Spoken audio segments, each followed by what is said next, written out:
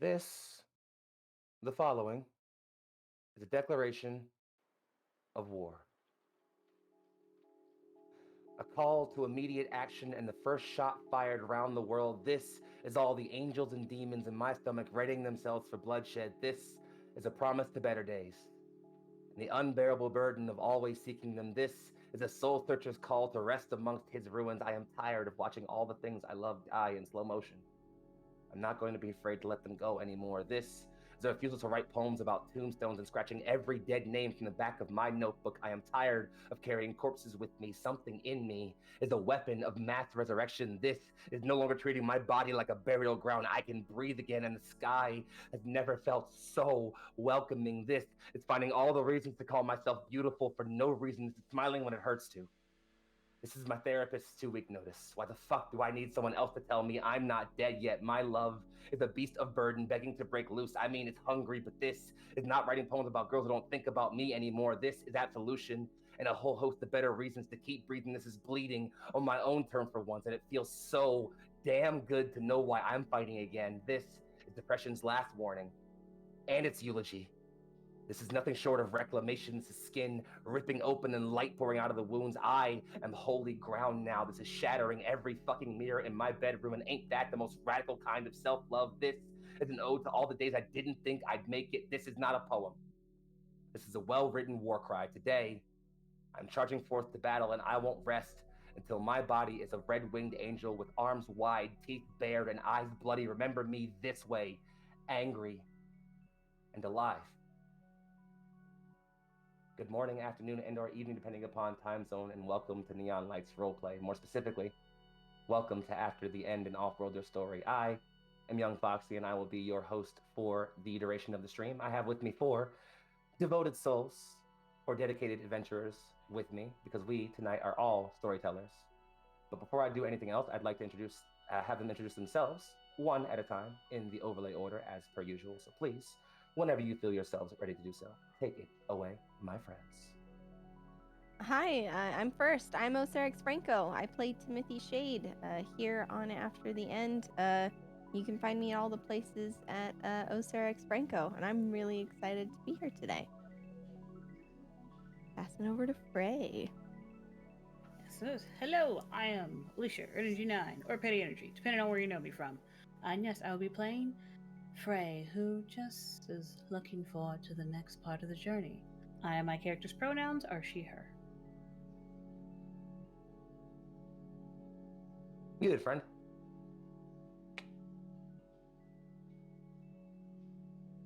It's been a day. Hi, I'm Adam Anthony. I'm played by DMF Saint.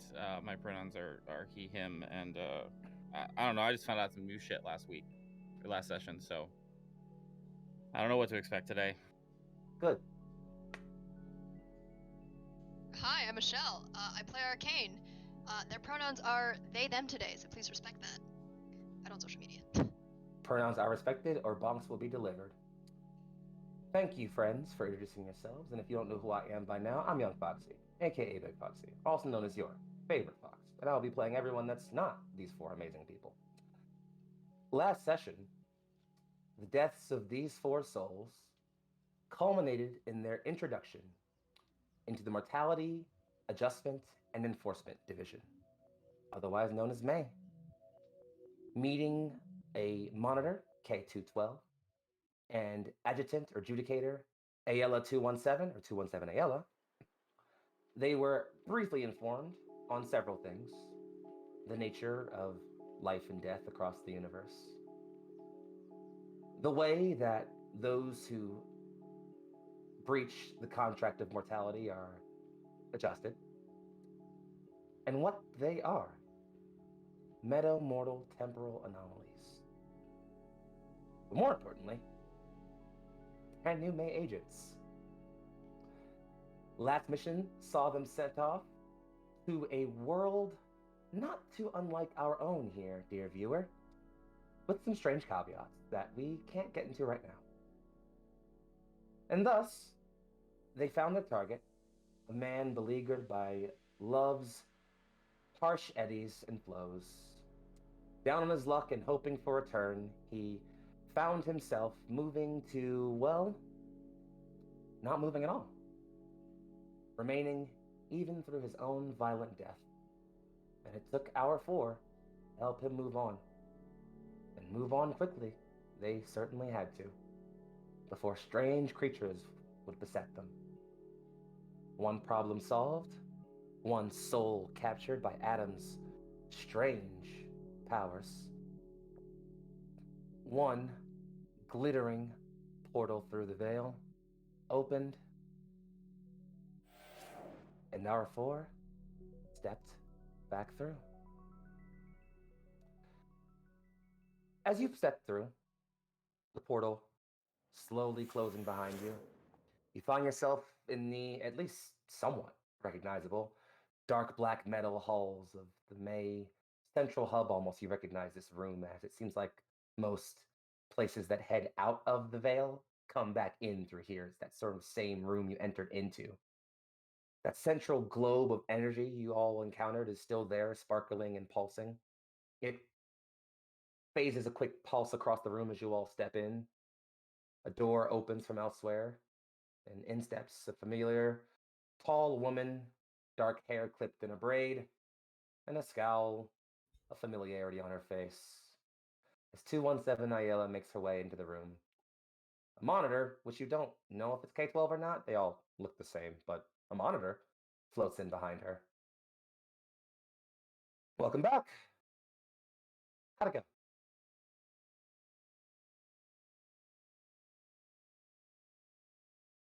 We left and returned successfully. It was a good outing. I can certainly see that much. You get what you came for? Yeah. All right. I mean, we're new, so we think so, but Well, yeah, you learn as you do around here. That's typically how that works. All right, let's see it.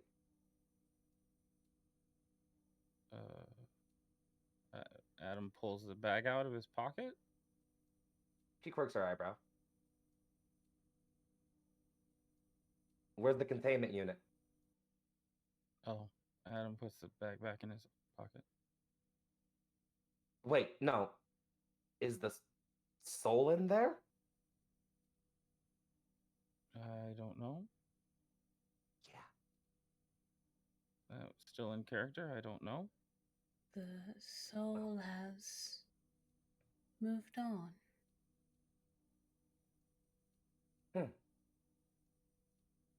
Interesting.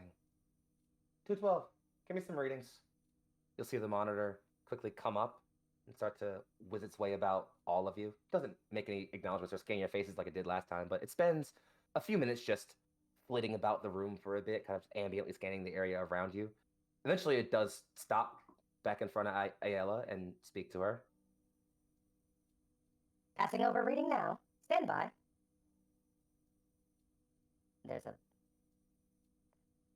There's a moment of pause. His screen comes to light there.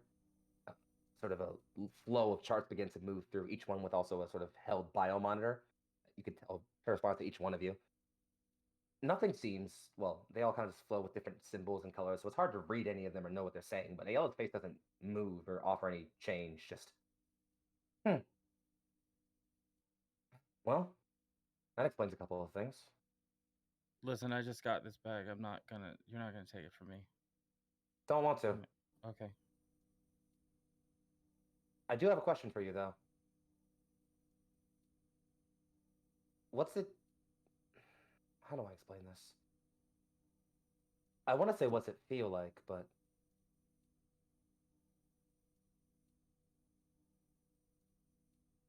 It was. Go ahead. No. You know more than I do. It was a union. I was me and not me at the same time. It was a melding of journeys. There was so much pain and anger. But through team effort, we were able to let that soul pass on.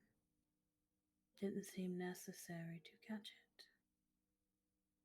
She swipes over on the monitor and stops on one of the readouts, which you could easily tell by the figure phrase yours. Just phasing. Makes sense.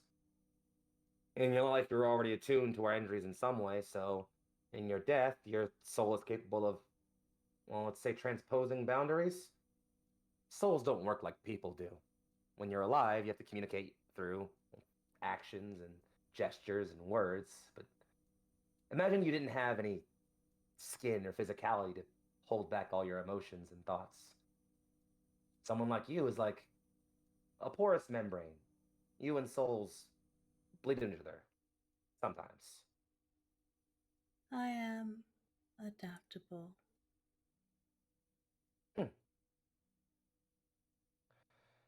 But you, though, looks over at Adam.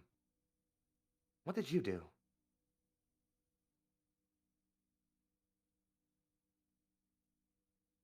What do you mean? What did you do? She kind of makes a gesture with her hand a bit. I told you you're not getting the bag. I don't want the bag, Adam.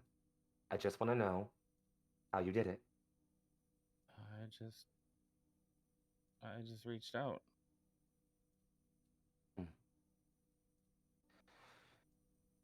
If you don't mind, whenever you have some time, you need to see me for a bit of studying. We'll have to send you down to engineering for a bit, run some tests. I have a thought, but I'm not certain. What if I do mind? She doesn't say anything. That tracks. As for the rest of you, anything else to report? Arcane knows how to use a phone now. Is that Fantastic. what weird screen things were called? Yeah, On most worlds, yes.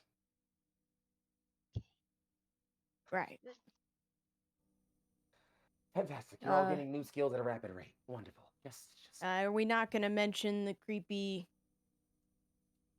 things to... We're not gonna mention that? Weird. She looks over, offers like a smile almost, Tim. We know about those. Do you have a Couldn't have- compendium entry? I will. Here's the deal. You all look like you've seen some shit. So, get some time to yourselves, decompress, grab some food maybe. Yes, believe it or not, souls still eat. It's weird. Whatever the case, go get The some bulb time off. flickers. I just look. Yeah, we're not sure how to figure that one out, honestly. Sorry. Yeah. In any It's fine. case, I'll just go sit next to some whiskey. Maybe I can absorb it. if you think hard enough, probably. Oh. Tim, if we join, perhaps while I am eating, that can also feed you. That's a little out there for me. And you'll see as the lamp, like the light turns like a little bit, the hue of it gets like a little bit warmer.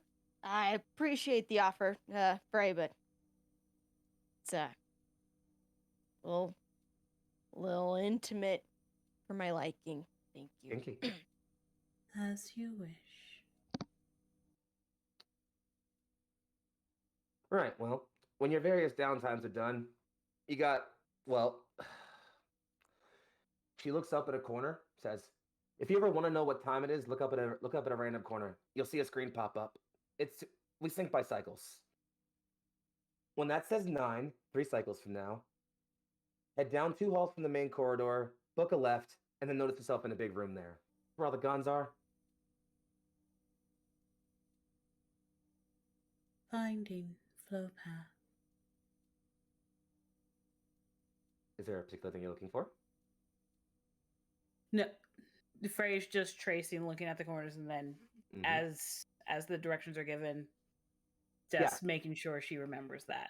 It's interesting, Frey, because while you all remember being in a room where through you could see this spire where all the souls were stored, as you trace a flow path through this building, temporal space, whatever, it almost looks like it's just one giant spire.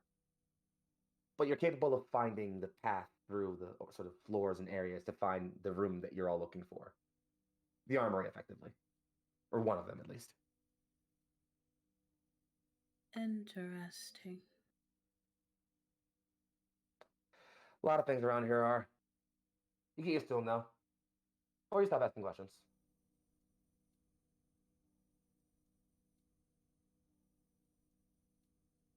So we're good here. As far as I can tell, I don't see anything necessarily. Yeah, you're good for now. Go ahead. I have cases to check in Right. on anyway. You all go ahead, find somewhere to make yourself comfortable, ask around, meet people, socialize, get food, rest. I don't know where Yep. fair. And before she can finish, Tim jams his hands into the pockets of his like rumpled slacks, and with his shoulders hunched, just makes for the back of the room to head to his rooms. A door opens, and sort of a portal slides open. You slide through it, Tim, and it closes right behind you. Ayala, noticing you walking in the middle of her, just someone's moody. I've been through a lot, man. Leave me alone. Don't Oh, you explain meant to me. No, I'll take that moment. No, she looks over, and in a rare, like, sort of, it's not a soft look, but it's definitely noticeably less like a sharp look than her usual scowl. Just, I didn't mean you, Adam. I get it. that makes one of us. Well, if you all want to be wide-eyed here for a bit, go ahead. I got case to check up on one. Like I said, 3 cycles, 9 armory. Till then, she turns and begins to walk away. Hey, where do I look when I forget where? Oh, okay. Frenos!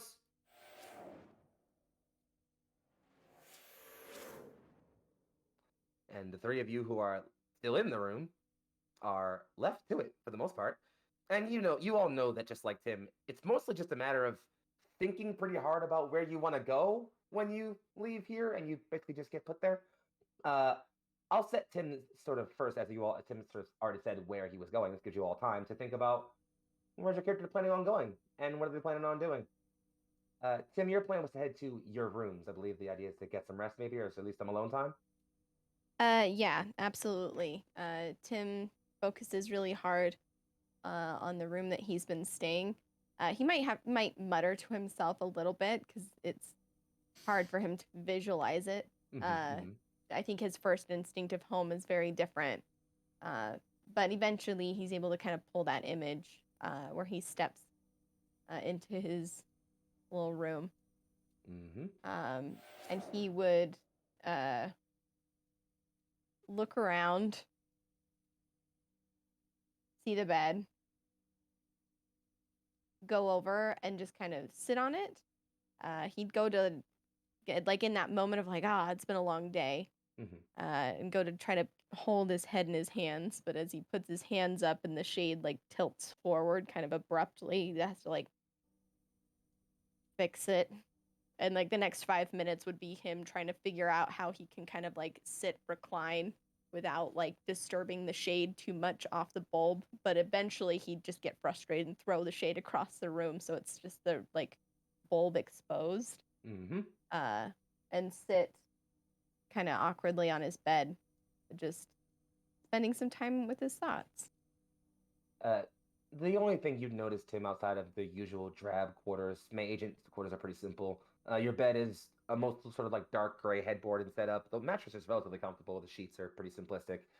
You've got a desk over on the side where you can store personal effects on items, or you even can probably guess that maybe some people kind of just snatch stuff up from the worlds they go to and are like, I'm gonna keep this. As an example, Adam, that the weird money that was in your uniform, it's still there. It's yours. You don't know where it's from, but it's just there. Outside of that, Tim, so the way your room is structured, your bed is sort of opposite your door. Which have you closed it or left it open? Definitely closed. Okay. As you're going to close, as you're closing it, as you're entering your room, you would have noticed that the room across from yours, the door is open. There's a figure sitting there, human size roughly, maybe a little bit taller than the average person, definitely a lot skinnier. Their skin is sort of a pale purple. They have a sort of almost mostly featureless face, save a sort of set of scales in some awkward places. Two long things, kind of like ears, bent out from the side of their head. And where there would be some eyes, there's just it's kind of these flaps of skin that almost breathe a bit. He's kind of just like sitting and like looking straight forward, but doesn't say anything as you notice him. Just staring there. Yeah, Tim would turn around to close it, kind of stop as he sees this person do one of these. He just Close the door. before you close, he just doesn't do anything. Just stares. Just stares. Mm-hmm. Yep, closes the door. Yep, and you are effectively just alone with your thoughts. Your room is brightly illuminated now, as apropos of your shade being thrown off, obviously. So it's easy to tell what's around, but it's you mostly are able to settle into your thoughts. And I want to come back to what you're thinking about, Tim, but we'll give that some time, as we'll now next go across the overlay. Frey, what you planning on getting into now that you have some time to yourself? Frey would first indicate to Arcane and Adam, if you need me, simply call for me, and I will come guide you. Okay. And then after that, after waiting a bit of time, Frey would kind of pick a direction and just kind of walk. And Frey's looking specifically for a loom of some kind. So, It could be like, go ahead. no, go ahead, please, go ahead. I was gonna say it could either be just like she finds like a simple like wooden one that just has pegs on it, or a more intricate one that's semi-automated. So there's a room. It's in one of the higher up sort of parts of the spire. It takes you a minute to get there, but it's not too hard through just traveling through doors, and you find it eventually. It's definitely more advanced than a loom you'd be used to, but the function seems it's not too hard to immediately tell that it's a loom. The thing that strikes you first is it's massive. It's enormous. It almost strands up to and fills this whole huge cylindrical room you're in. This outstretching web of these silvery strands that just barely glint in the light of the room. Almost hum a bit as you move past them. The air soars through them, and you can see pretty cleanly in the middle of this chamber there is a space, a chair, a large, comfortable throne to sit in, and two intricate handholds that you can definitely tell are sort of where you would place and begin to do the weaving and looming. And then you're looking closer, and there's not two, but there's another two there, and then two more above them, and then two more back there, and two more down there. There's about 12 total of these handholds. But yeah, as far as you can tell, as you look at get a sense of it. I assume you've worked a loom a few times in your life, right? A few times.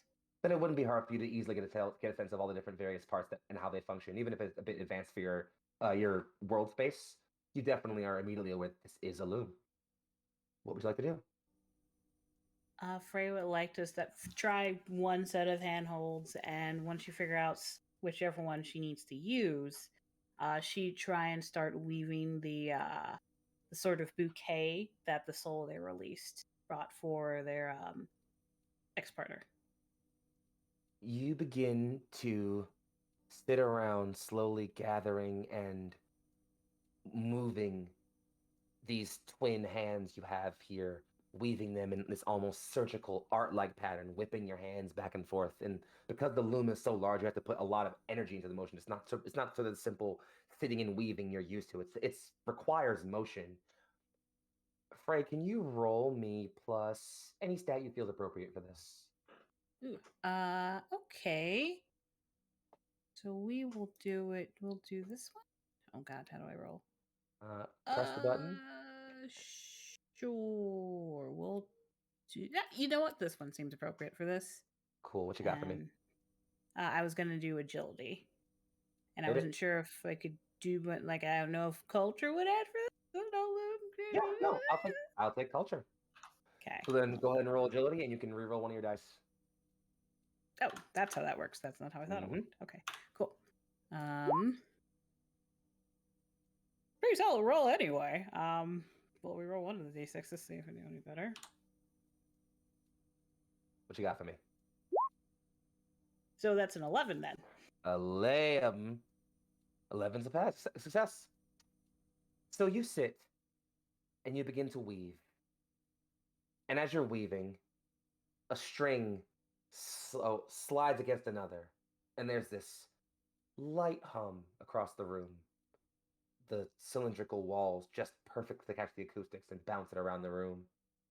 You continue to weave, and it happens again, and then again, and then it almost becomes purposeful. Slowly but surely, you weave not only a bouquet, but a song.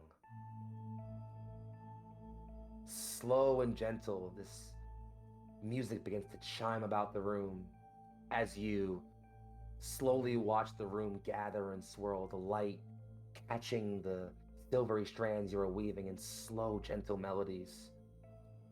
It's almost immediate that as the bouquet forms, you can see it weaving back and forth and moving as your hands do. And then you see it. There's a man on a battlefield, sword and shield at hand, deflecting blow and murdering enemy. An axe from a horseman comes close to his head, and as you weave that last slight strand, it ends him. You continue to weave, form another bloom and petals around it. You then see a woman, old and tired and happy, surrounded by her family. Another strand, and she closes her eyes, contented. You twist and weave and recognize that you're slowly crafting, if not the lives, at the very least, the deaths of mortals all across the cosmos. Here you see a young child, teeth bared like fangs, and bigger foes all around him, but he's got fire in his heart and you won't go down without a fight. He bites and tears and punches and kicks his way, cursing and screaming his way into the afterlife. In another, a young man, proud and strong, sits amongst a table of friends, not knowing that soon one of them will betray him and take his life.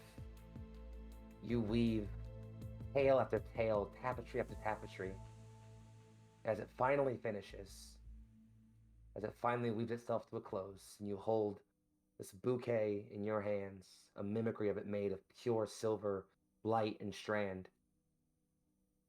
There's a sound you hear.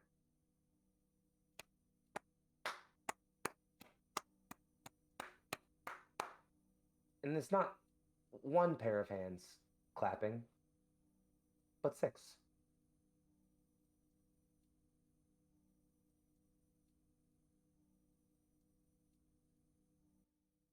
You can sort of tell that they're definitely coming from just the other side of the room.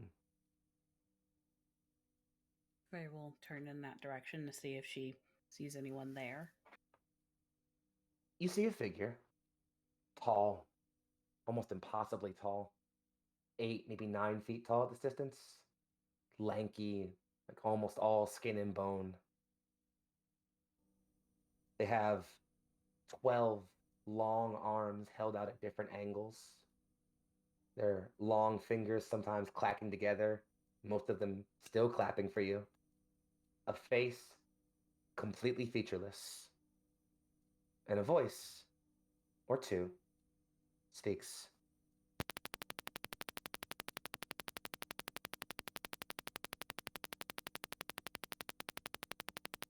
Just sounds like clicking to me. Does it sound like clicking to anybody else? Just Okay. clicking.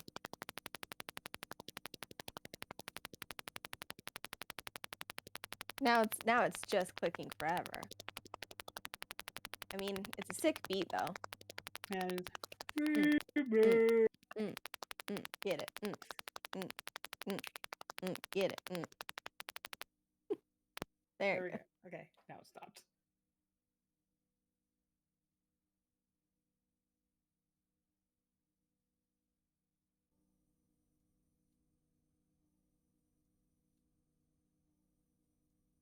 Looks like Fox is trying to figure it out. How's string going? How are you going? And thank you to the Sharu for the plus or minus one. Appreciate chat. Friends, There he is. Yeah. am I good? Everything's fine? Yes. Okay, cool. Yeah, everything's Thanks, good. Clownfish. Clownfish likes to break sometimes. We're going to forget that ever happened. Cool. So, resuming my super awesome important moment.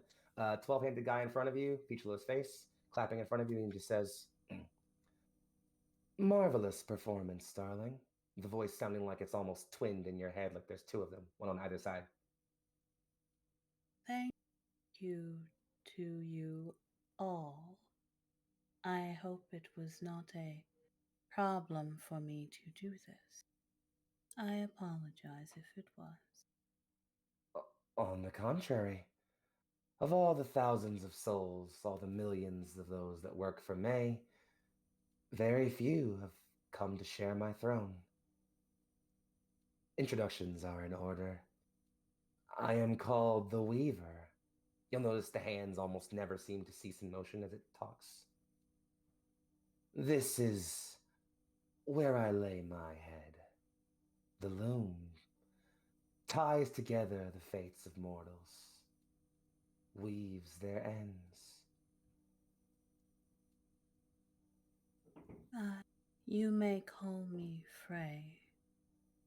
If I may ask a question, what happens if you weave something and it does not happen? The agency has their own name for such things, but there are more esoteric terms to describe the forces beyond. The veil is a hungry thing, darling. Its maw is all-consuming. It hungers not for death, but for the foul stench that it leaves behind. And when a thing does not follow my weave, that stench becomes a blighted repugnance.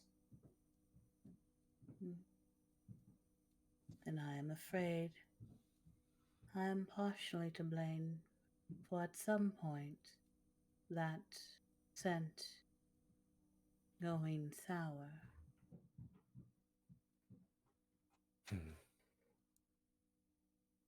Perhaps. But fate is not one to choose blame, love. Each of us has our charge. Each of us has our place. The one above has seen it. The one above? The architect. He who sees and knows and shapes and tells. That must be tiring and lonely. To Ever know so. everything is to have nothing to discover. I cannot imagine such a fate. The one above's mind is a multifaceted thing. He perhaps built us to only stand small shivers of it, to only understand the barest parts of it. I believe it is best we not question where we are, lest we find ourselves lost in the weave. I do not mind being a pebble in a stream. It is an existence with constant experience. But I do hope you will allow me to come back here. I found this interesting, if somewhat sad, still interesting. You will find most things we do that way. You are welcome here whenever, love. My domain is a solitary one. Not many weavers come to join me. I am more used to cutting things than weaving them, so I thank you for welcoming me here. He doesn't. You can see the front few of those hands gesture towards the throne. Just, if you wouldn't mind. I will nod. And so they can sit. On very long legs, they slowly kind of ghost their way across the room, place themselves in the seat. All 12 hands and arms come out, lock themselves into those looming figures, and begin to just move in this hive and almost complete dome of motion, almost impossible angles as it bends and twirls and begins to weave the fates of countless creatures every moment. I think next, let's go ahead and take a second, if you don't mind, Frey. I'll end that scene there. I guess we'll go next in the old overlay order, huh? Hey, Adam. What you been up to? So, with the voice situation being a little Mhm. better now, you know, I suddenly feel very tired. Reasonable. Yeah, just now that I've finally got some quiet, it's like I can relax, and my body's just like, all right, cool, you're gonna catch up on all that shit you haven't slept. So Adam thinks very hard and says to Arcane, I guess I'll see you in a while, and goes to the bathroom. All right. Well, it's interesting. Bathrooms are weird here, right? Mm-hmm. You slide through a portal, same as everybody else, no problem. And you come out in a row of rooms. It's almost like a hallway. It's a set of, it looks like a public bathroom almost. There's a set of, toilets and things in front of them. The weirdest thing is, like, you can see people are in the hallway, like one or two agents are in the hallway with you. A couple of them have their helmets on, so it's hard to tell, but one doesn't. He's about your height, maybe a little shorter. Flesh is purple. Absolutely no hair visible at all. And just has like these sort of squares on the side of his head. He's kind of just walking. What's up, man? Looks over. Hey.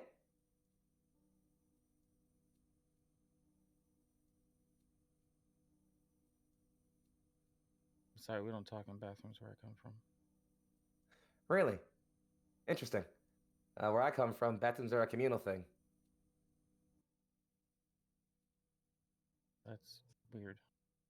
What, does it not feel good for you when you go to the bathroom?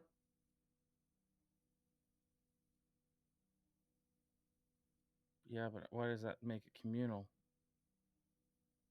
Humans suck, dude. He just keeps walking. Yep, that tracks. I like to find a stall with a sit-down toilet. You open a stall, because they're all closed. Mm-hmm. You open a stall, and it's like a toilet. Perfectly normal toilet. Regular old human toilet. I will close the door behind me, and I will sit down, and as I have done many times, lean against the wall and go to sleep. You lean against the wall and fall asleep. And it's interesting, Adam. It's like, even though you're in a very public space, it's like there's nobody in here suddenly anymore. Or like when you stepped into that stall, you stepped somewhere else. It's dead quiet. Complete, perfect silence. I think we'll leave Adam to get some Z's, huh? Hey, Arcane. Hello. What you doing? After Tim left, and then Frey, and then finally Adam. Arcane decides that now's a perfectly good time to go find that library that they were looking for. So, the library is an interesting place.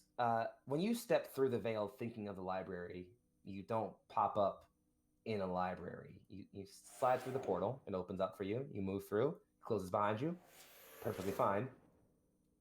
The place you see yourself next is all white, pure white room, with the exception of a desk. It is sort of simple looking wooden desk in front of you. It's got a little bell on it.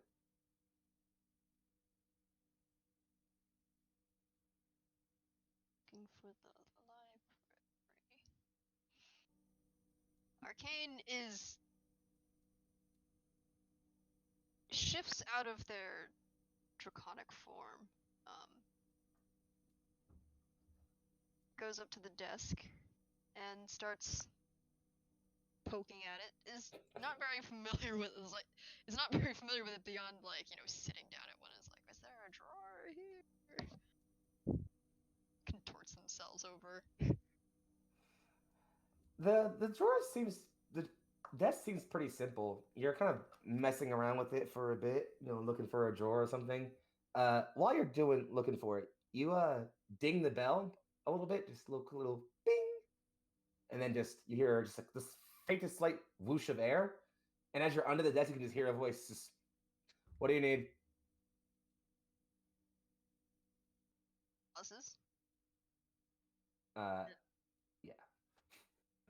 You pop your head back up, and there's a figure there. They look, well, like most of the other people here. They're wearing a similar outfit to the troopers you've seen previously. Although the difference is where theirs is that one piece with the gray undershirt beneath it. This is more just the gray undershirt and like some sort of simple pants and a couple sleeve things on it.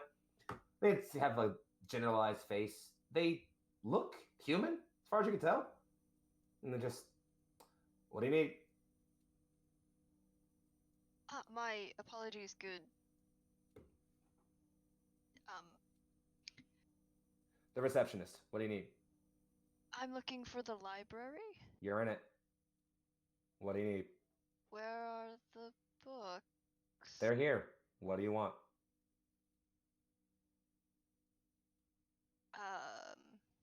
Is there perhaps an index?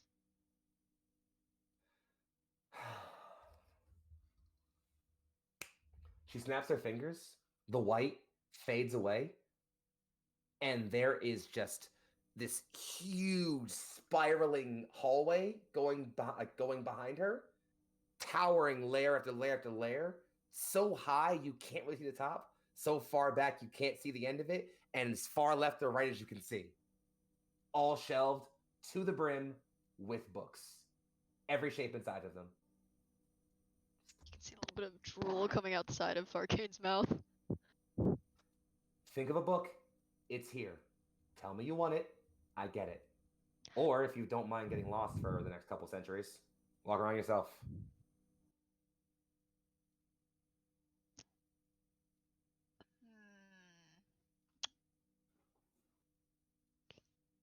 Except I have a place to be in 3 hours.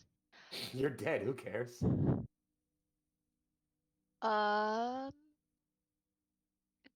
Do you mayhap have a compendium of beings? What world space? I'm all of them, please. Hold. Turns and walks away. You'll see not them walk back, but you'll hear a bit of an engine rumble as they sort of come back wheeling this massive powered vehicle that just has these 8 massive books on it. And they're just like, here's the first few volumes. You start with these, and I'll get you the other 27. Marvelous. What is that strange vehicle you were using, by the way? It's a hover Kind of cart. match tech? Fantasy world. Yes. I see. Arcane proceeds to pick up the 8 books and gently puts them down next to the desk before cracking one open, laying down, switching back to draconic form, and starts reading. And you find yourself just able to sit in this massive open library. The receptionist, the moment you like move away from the desk, just stops talking, doesn't care, doesn't bother. And you are just sitting there in the library with a huge compendium of books. You can see this is literally volume 1, beginning with creatures that begin with like strange characters that aren't somehow alphabetized by any single numerical category anywhere else at all. And it just begins to list off creatures that you have absolutely, definitely never heard of ever anywhere else. It just kind of goes through them one by one. And for, I'm going to say for maybe you get, I'm going to say with the time you have left, you get, I'm going to say a good like 16th of the way through the first book and maybe encounter 2 creatures you think seem even remotely familiar. Other than that, you're mostly just left to your own devices. You do, however, notice that the title of the book, the title of the series, seems to be Compendium of Creatures from the Various, Compendium of Creatures from the Verses, is the way they sort of categorize and call these different world spaces. They call them the Verses.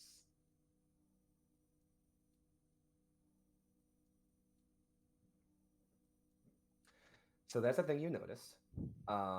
Yeah, and other than that, I'm gonna say unless there's anything specific you're looking for, Arcane, or you're just kind of going through them.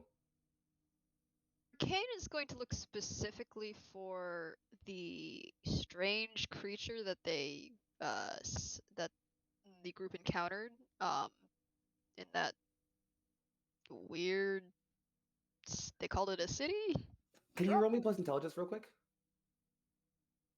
Sure. I just want to see how much of this you can get through when you're dedicated to like looking for something rather than just like flipping through. Uh-oh. Rolled a 4. Uh-oh. You actually still managed to get through like a good chunk of this, at least this first book in front of you. Nothing you see even looks like it might come close. There are some creatures that, might look a little bit like it or, seem like they might be describing it, but, you're pretty good at searching through compendiums for finding exactly a certain creature. You don't find anything that seems like it's those things you were looking for at all. Nothing even mentions them. So Arcane From was they were stuck on the chorus, so they couldn't get to the verse properly. Hey, I was hoping somebody would make that joke. I knew it was gonna be you. Oh my god. You're welcome. Anyway, if there's nothing else, I did not consent to this. I could refrain from those type of jokes if that would make you feel better. No, it wouldn't actually. I feel like that would put us off tempo. I agree. It would feel wrong, Well, if there's nothing else, I'll say in a few hours pass, and you all maybe whenever you feel like you want to get a good look up at a corner of the wall and see that time cycle gather up, so you're able to keep track of decently where you're at. And a few cycles pass, and cycles seem to be roughly, well, for those of you who measure time, and because you all seem to measure time in around the same way, cycles seem to be around, well, roughly 12 hours or so. At least it feels like that. Maybe it just feels like that to you. Who knows? You don't care. Don't ask questions.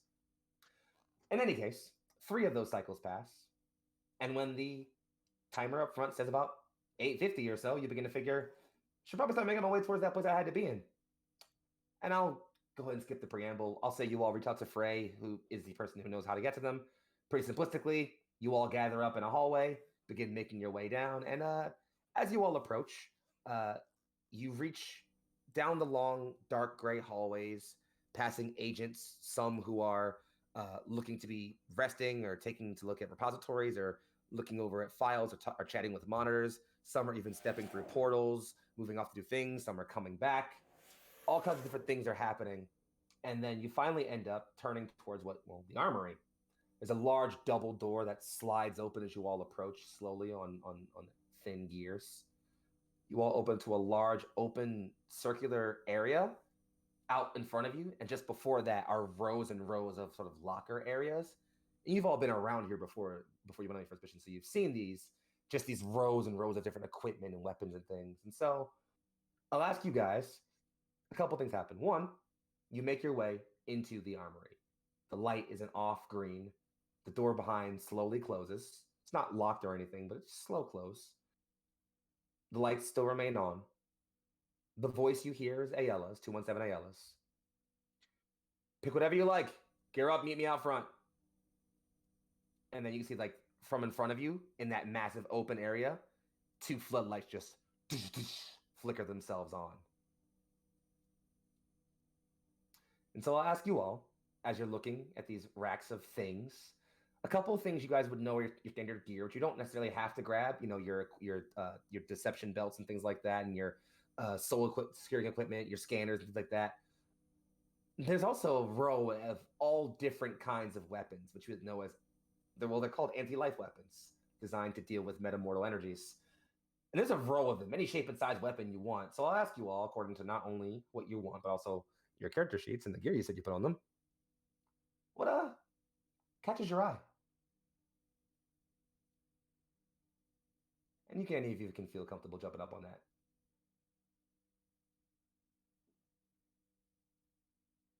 Yeah, I'll go. Go for it. Tim looks around, with his hands in his pockets before seeing kind of everyone still taking it in size. And he's going to walk forward and look around, just trying to find just a basic 9mm. He's like, walking through. Once he's able to see that, he'll snag it and tuck it back in his belt and kind of sigh. Are we covering like weapons and armor here? Sure, if you like. Go ahead. Okay, yeah. He'll tuck that in his belt and kind of look around and see just a bulletproof vest that he'll grab and take off his normal vest and kind of shrug that on, putting his on top where it kind of illy fits, but whatever. And he'll nod to himself and start walking back. And on the way back, he'll kind of, out of the corner of his eye, see a case, like a glass case that's displaying swords. And he'll take a couple steps and then stop, turn back, go over and look. I can take whatever I want. Whatever you want.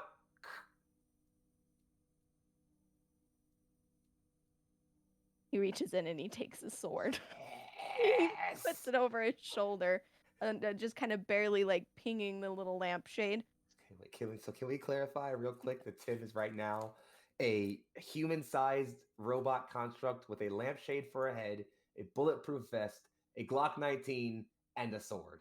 Can we just take a minute to put that visual in our head as a collective? Let's all just settle in on that real quick, and then we move along. Mm-hmm. Tim, he comes back looking at the group and looks at everybody. Got good stuff. We're leaning up against the wall. Tim, you would notice that the Glock you grabbed had a couple interesting things going about it. One, as opposed to like the usual matte black and gray of a Glock, it's almost like an off-white color, its finish. And on its sides, you can see these sort of thin, almost like chambers of greenish energy. It definitely isn't a Glock, but it looks, feels, and I imagine as you've probably held one before, for all the purposes, weighs and everything, feels like a Glock. You're definitely certain it isn't one. Gotcha. Similarly, the sword has a band of small green energy going along the side of it. It only activates and sort of comes to life when you're holding it in your hand. When it's kind of sheathed at your waist, it doesn't have that lighting effect. And your armor as well, your chest, your bulletproof vest of your chest has a few patterns of that light green glow on the sides. Again, everything feels like an analog of what you described it as, just not. Mm-hmm. Guess we'll keep the overlay order going. Frey. So Frey's gonna look for rope of some kind, like some kind of cord or something.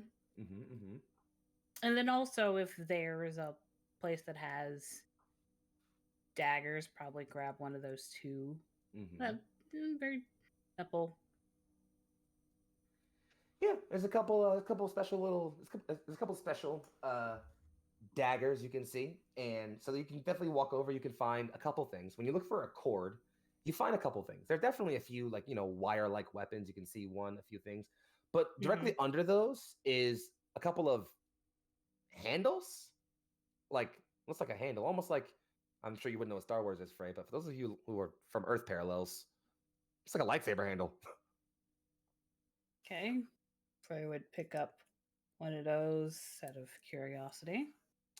You hold it in your hand out.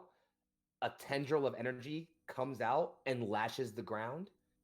And as you move your hand, it sways back and forth like a whip. Interesting. He looks for the button to deactivate. A solid thought, and it just...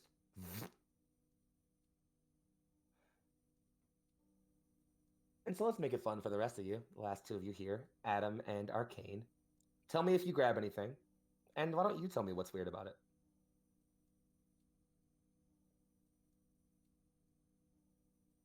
I can go. So Adam would have found the most whatever shelf looked the most mundane and simple.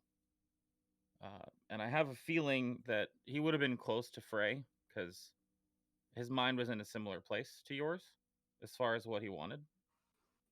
He has like the jacket that he has, which is like hard shell at this point. He's not giving that up for anything else. Like, he doesn't need any more armor. He's fine. But he got the jacket at an Army Navy surplus store. And when he was there, he got like one of those survival knives that had a plastic handle and the compass on the end that you screw off, and there's things stuffed in it. And the sheath that it was in is all like torn to hell and back and cut up, and you can see the blade through it. So he finds himself a really nice like knife. Not quite a dagger, more like a hunting knife, so to speak, like a little bit larger, with a nice sheath and a good weight to it. Yeah, wooden handle. I think the only thing that's really weird about it is it doesn't show his reflection at all. Like, yeah, the metal doesn't have a...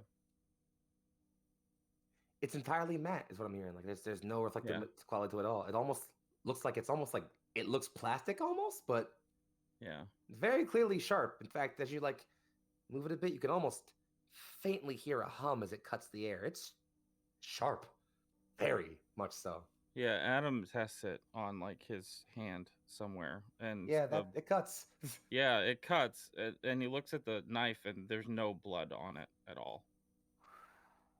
That thin blade, micro thin, mono edged. I guess we step on over to Arcane then. Yes. Oh, I wanted one more thing. Oh, sure, go ahead, please. I would like to find a retractable garrote. You find it's actually not too far from where Frey grabbed their laser whip handle. You see, it looks almost like a little bead, almost. You pick it up. You can see it clearly splits in half.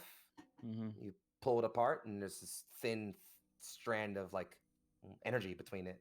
Yeah. Doesn't burn you as you mess with it or anything, but it's definitely also pretty sharp. Probably cuts through stuff. Yeah, I would tuck that in. I would tuck that in my pocket. Zip. And not tell anyone that I have that. Yeah. There's also definitely some kind of magnets in it. As you let go, they just kind of zip back together. And, pocket it. Not a problem. There's a few times I wish I would have had one of those before, so. Gotta play it safe. And I guess that now leaves our little draconic friend, huh? Yeah. What you got for me, babe? Well, Arcade's never really needed a weapon except in really dire straits. So when Arcane starts padding around the room, they're actually looking for some kind of medical kit. And while they don't really find like what they're used to, which would be a pouch of herbs or something, what they do find is a roll of bandages. Except it's glowing, and when they pull a little strip, it feels and flows like liquid. You have found what's it's they usually call it sin skin. It's a really interesting complex compound that effectively you just place it over a wound. It's a reactive nanoparticle that adjusts to the physiology of whatever creature is attached to and will almost instantly start to heal whatever wounds it's under. So it's a combination of like bandage, gel, and cure-all. It's really good shit. They make a lot of it around here in May, and you're really glad you found some because it sounds like a good thing to keep around. Arcane kind of like takes a claw, just slices a little bit of it.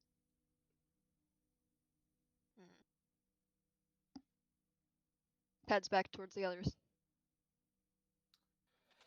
You all are together, gathered, and now that you're all geared up, you were told to step forward into the main sort of operational room of this place. Is that the call?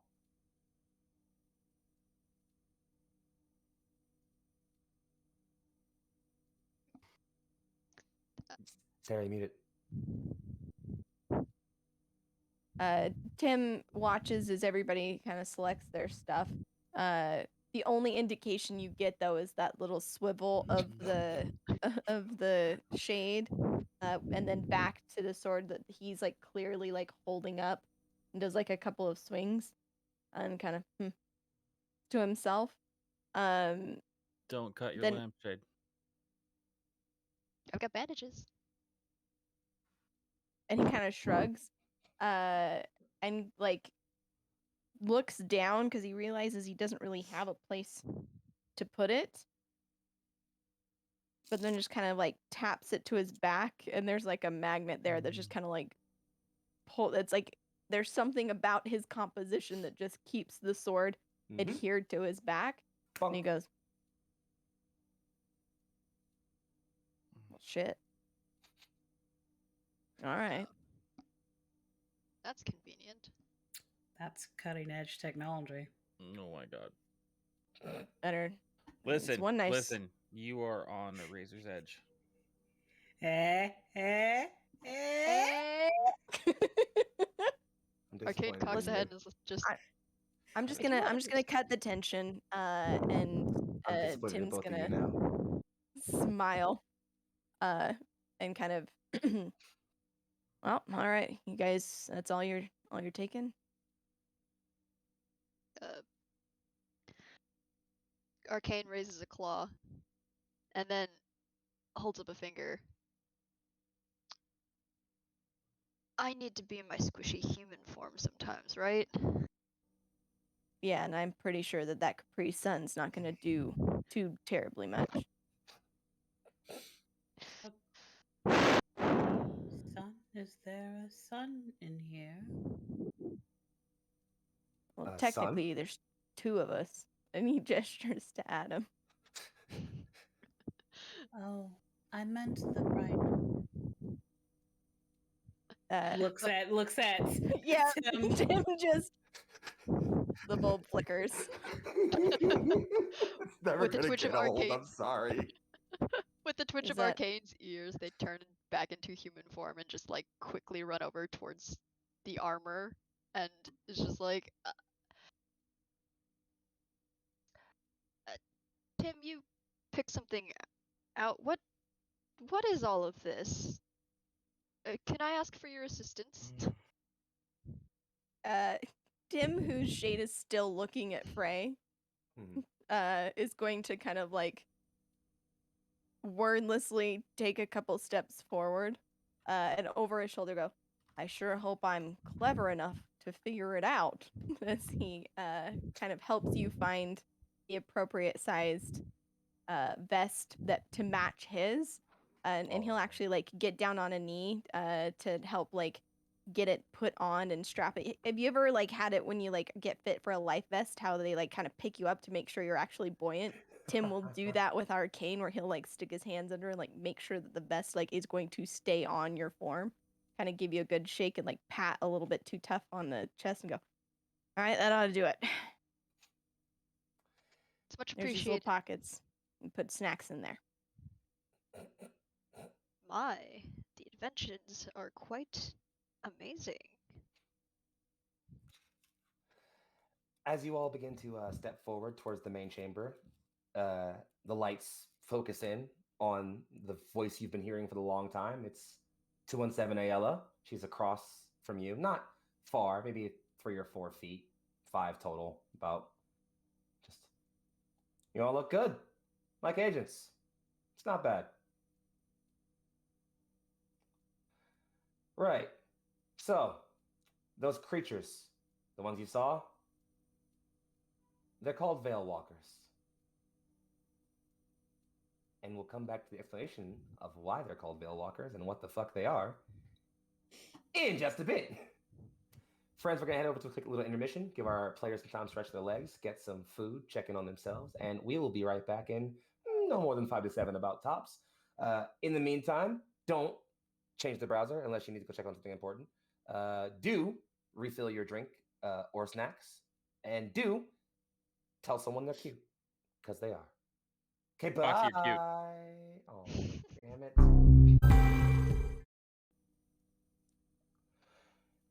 Hey, are we live? I was too busy looking up Teslas. I hate the fuck out of you.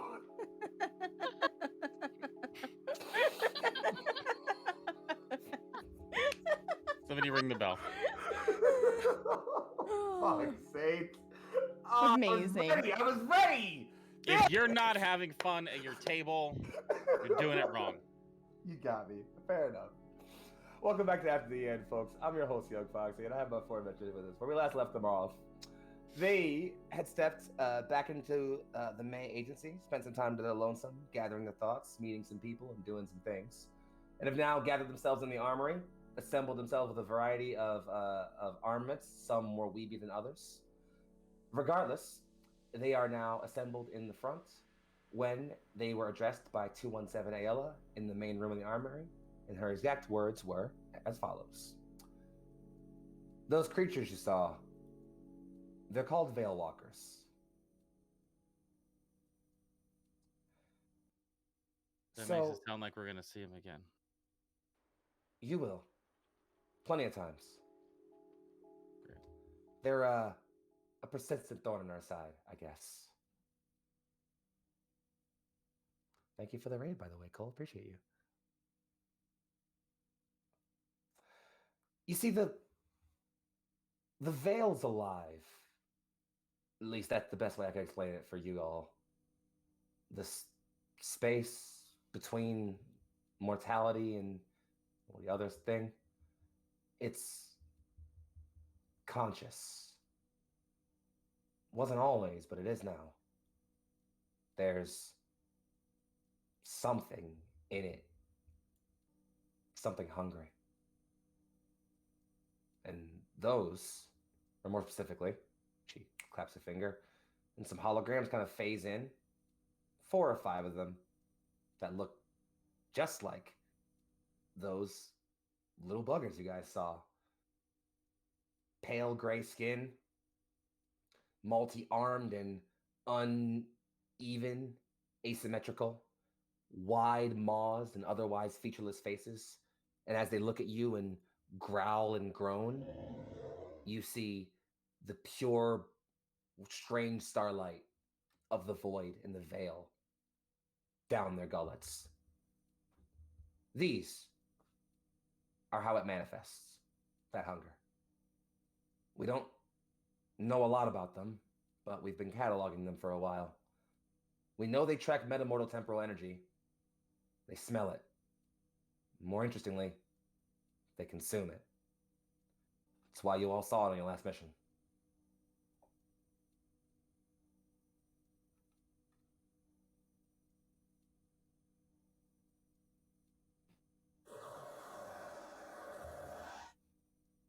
So, like, what do we do about it, though? About them? Well, when you see things like these, You end them. They consume the thing that we need to bring back and stabilize the cycle. Too many souls get lost to them, and I don't know what happens. Well, that is to say, the consciousness, you do nothing. We don't know what we can do. So, like, is there like a grading system for how we do based on whether we get the soul back or not with these things? Not exactly. It's a lot more simple than that. The souls you are meant to save, they will try to eat, as well as your own, probably. So, getting them back is more of a do or don't on pain of soul destruction, you know?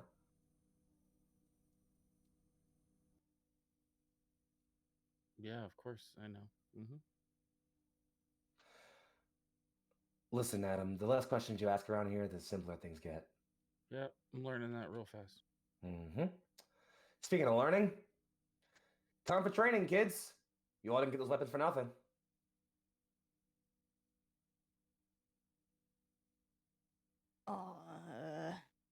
Okay. Shooting range. What are you talking here? She gets a smile. It's almost wicked. Let's call this a live fire drill.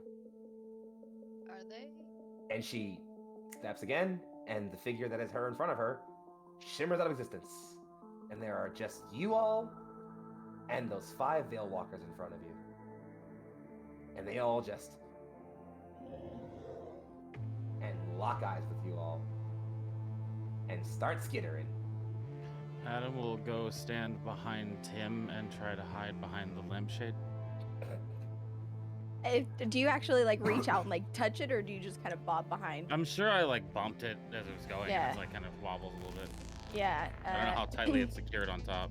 Yeah, it's like it's on there, but you'll see the bulb kind of flicker, and like it'll tilt to the side as if like he were looking behind, but it's just that like tilt before it kind of swivels over to Frey, and then back to the creatures. And he'll slowly, like they're velociraptors from fucking Jurassic Park, drop a hand like back behind to like get a hold on the gun. This is absurd. And he's gonna pull it out and just fire at one of the ones in front of him. All right. This seems like a great time to let you guys know how Offworlders combat works. By default, unless I say otherwise, you all have initiative in things. It's very simple. There's no need to actually roll an initiative or figure out who goes first or whatever. I simply move between you all in scenes to show who's doing what when. So right now we'll stay on Tim, have Tim do what's happening with Tim, and then we'll move on from there. It's very simple. It works the same with anything else. There's no specific moves or anything. You just say what you want to do. I tell you what to roll. You roll it. We say what happens. All right? Tim, you're drawing your gun and shooting it and letting fire off one of them.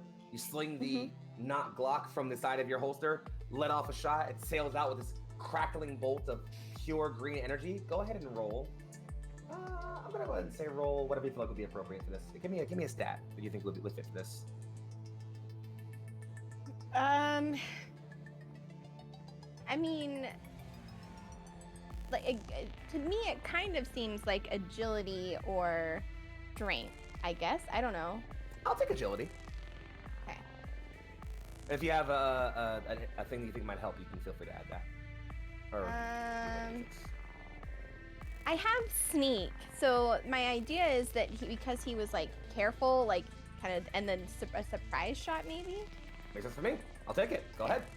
How does that impact the roll? So when you roll, you can re-roll when you do 6. So just go ahead and roll an agility check, Okay. and then you can re-roll one run d6. That's a 7. You rolled looks like a 4 and a 4. Oh, so it adds 2 more. Awesome. So yeah, so a 9 total, which is a success. Or no, 9 is a partial success, just about. So Tim, you fire off a shot. It cracks across and sails and skids directly into one of them. The first one that you hit right between the nose, or where the nose would be if this thing had a nose.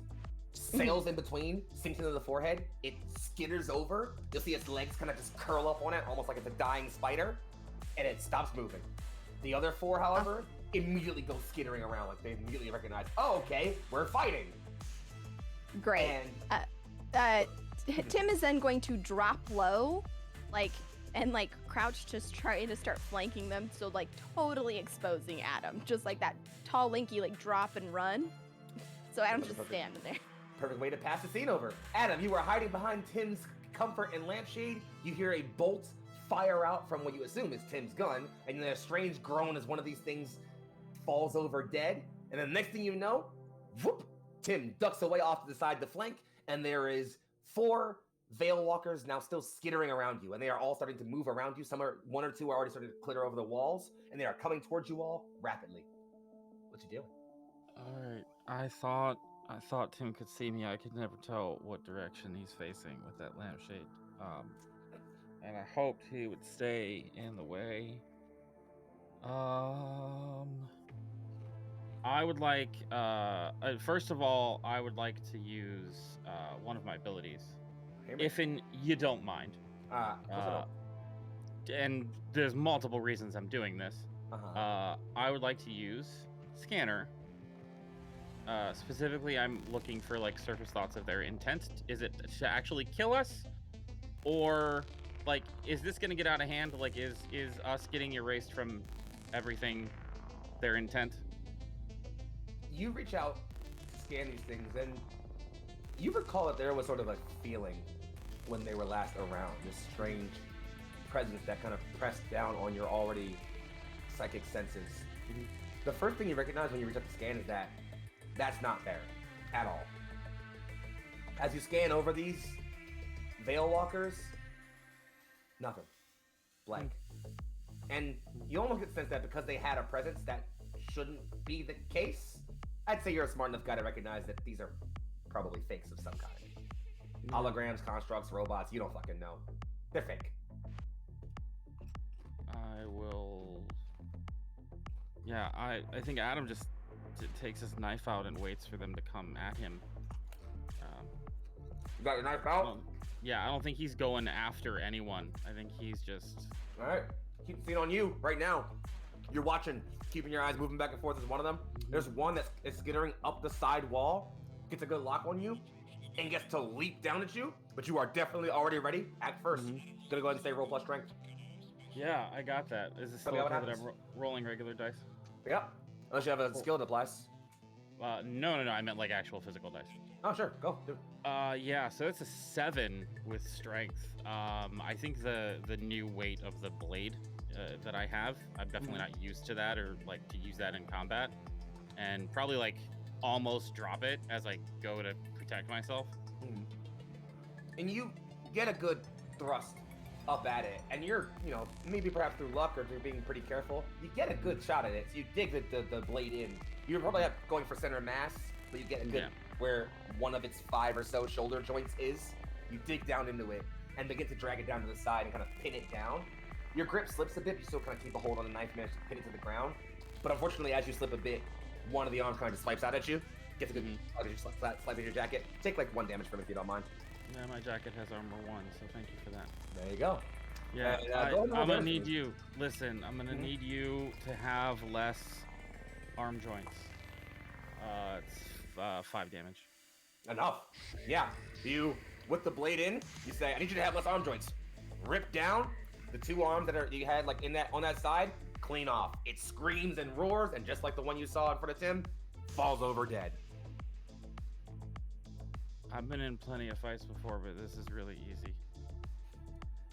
Sitting there, spinning the knife, comforting the easiness of this fight, the camera shifts just over Adam's shoulder and swings around, bringing us right to Arcane. What are you up to?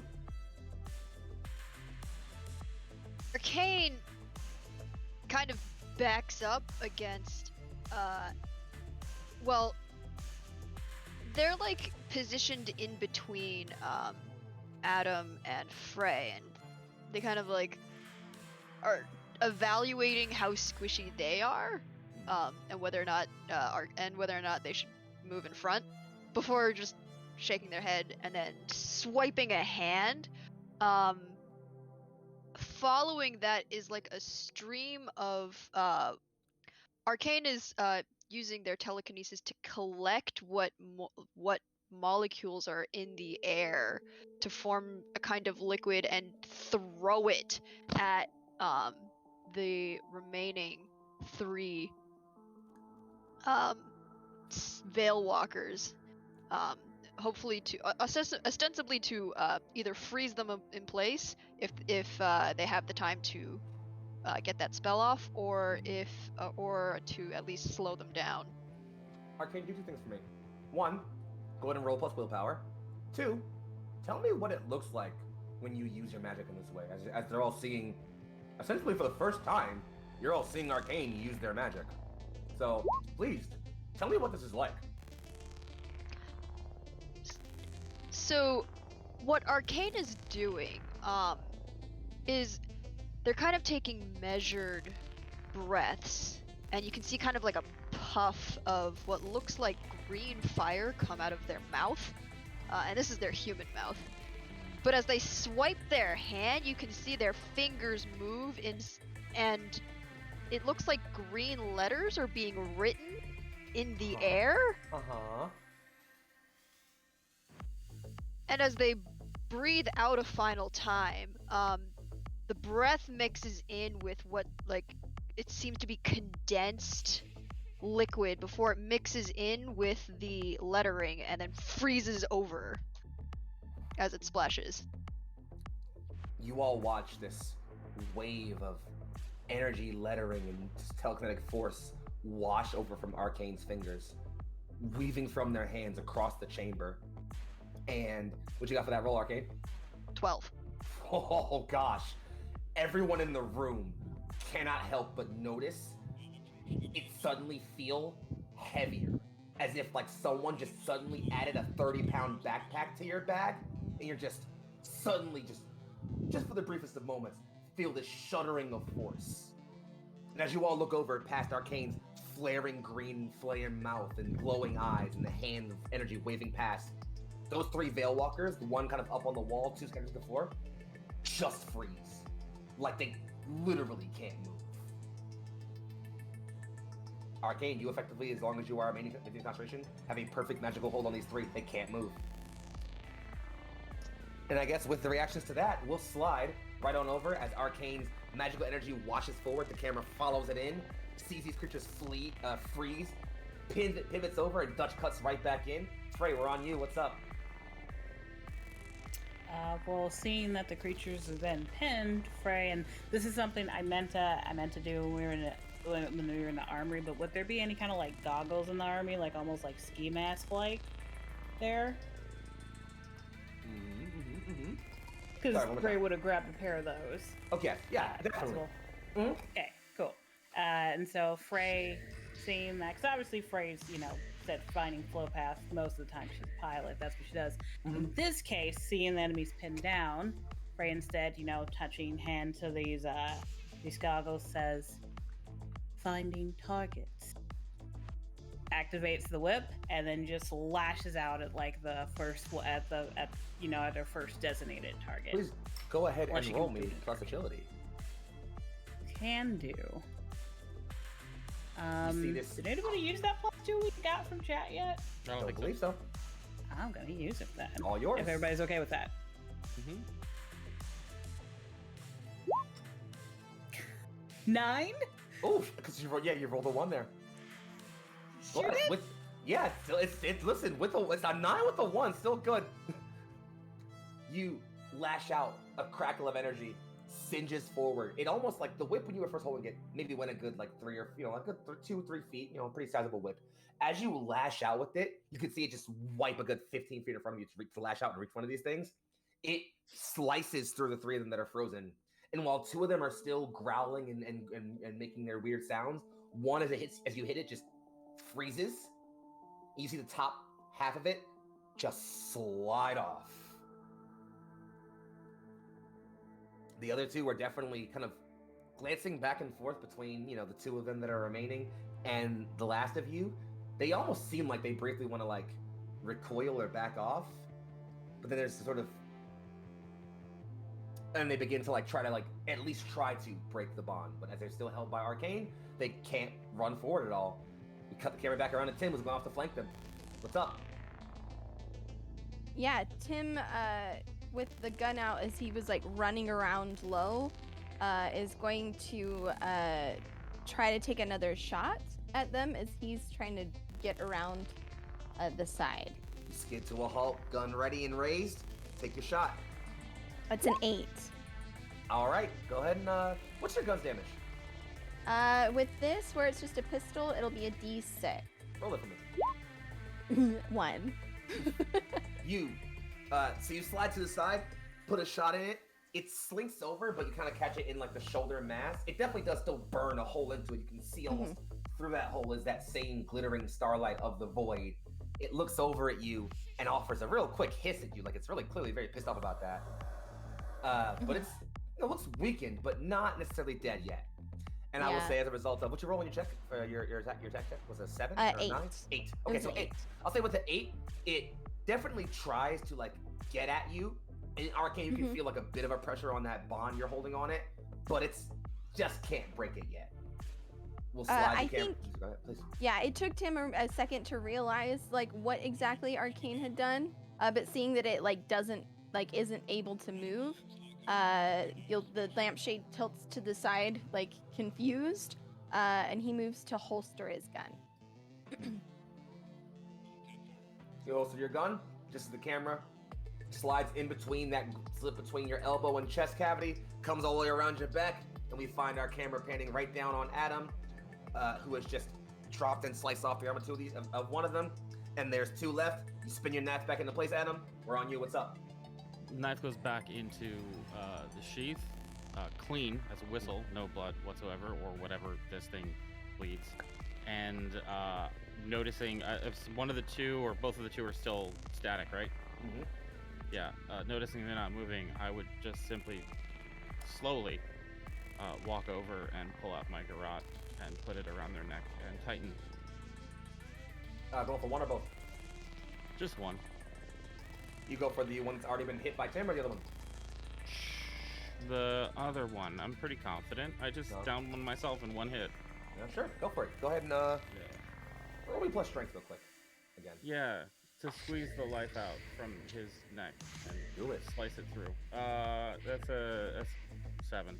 All right. That -1 is just not doing so well for me. Unfortunate. Well, I'm gonna go ahead and say it's still about success, so go ahead and roll damage for me. Okay. It's 5. More than enough. You get a good grip around it.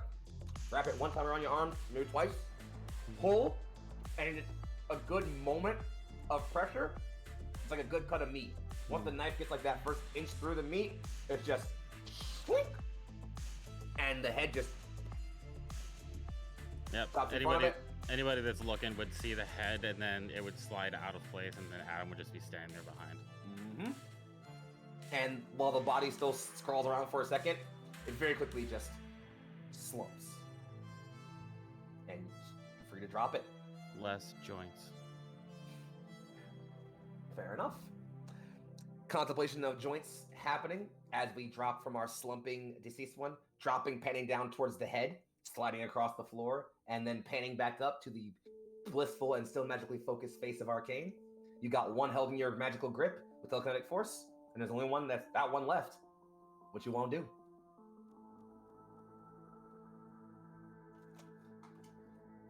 Arcane, still holding onto this magic, sort of divides their concentration a little bit. Thinks for a quick second before walking up and just clawing this Veil Walker. Go ahead and roll plus, I guess plus strength for me. An 8 will hit. Roll damage.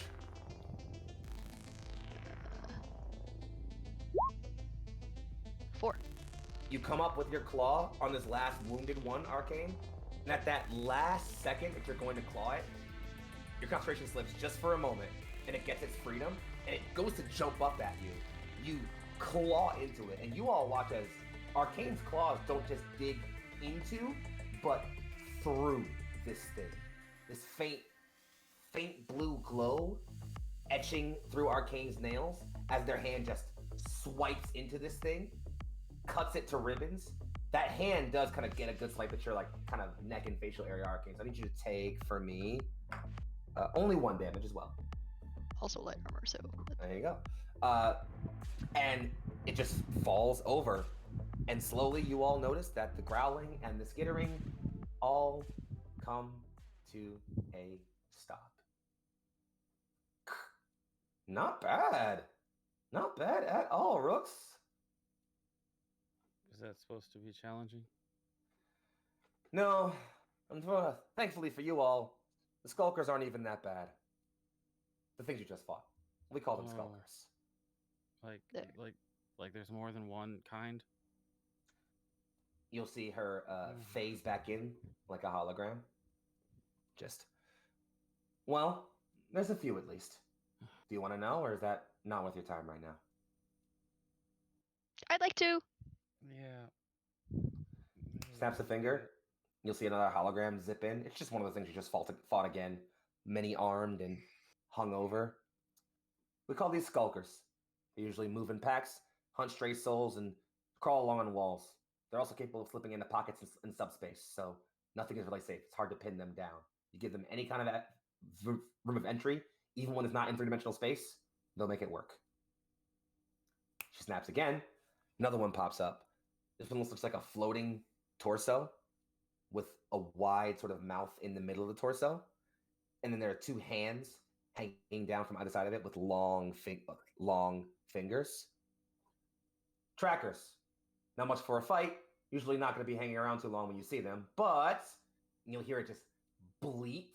This ear-grating sound long and loud across the whole chamber. They do that. Some of the other Veilwalkers. Snaps again. This one spawns in. It's a lot bigger. Skulkers are maybe 2-3 height, large dog size. Trackers, even though they're floating, are maybe only 4 to 5 feet in the air. This next figure you see is huge. 8 or so feet, towering and hulking. 6 arms, long claws, and recognizable, defined face with twin eyes that blare that same dark, strange starlight of the void. And these are Devourers. You see one of these, you should probably just run. Too many joints. Hmm? Too many joints. Yeah, that's a theme they have. Don't ask me why. In the instance where we can't run away,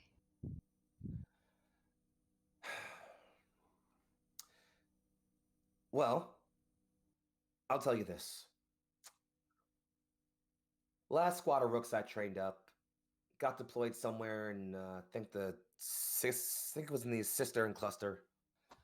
Simple job, snatch and grab, soul gone wary, hadn't died yet, needed to.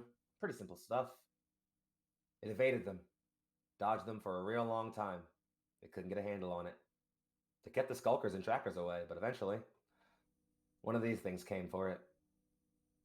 We lost contact 5 minutes afterwards.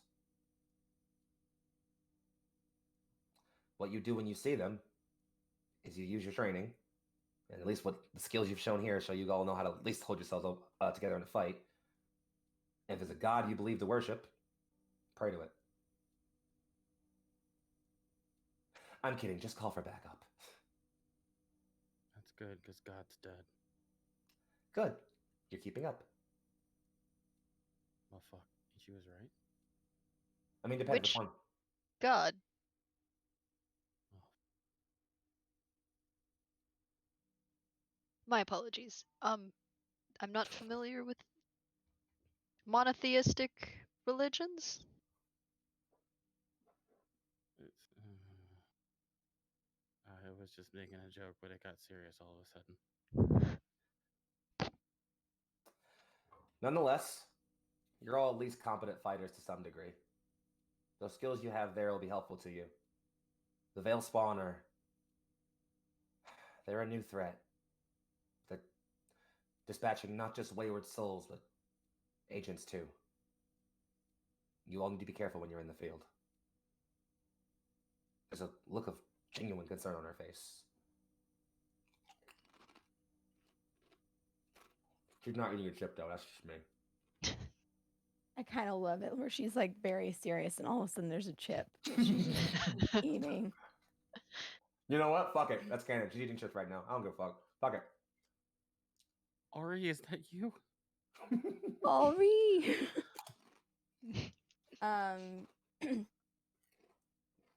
Tim's going to. He's been just silently listening and looking at all this stuff. So we just have to get. We have to get to these anomalies before they get to these anomalies. And bring the anomalies back. And that's it. That's the gig.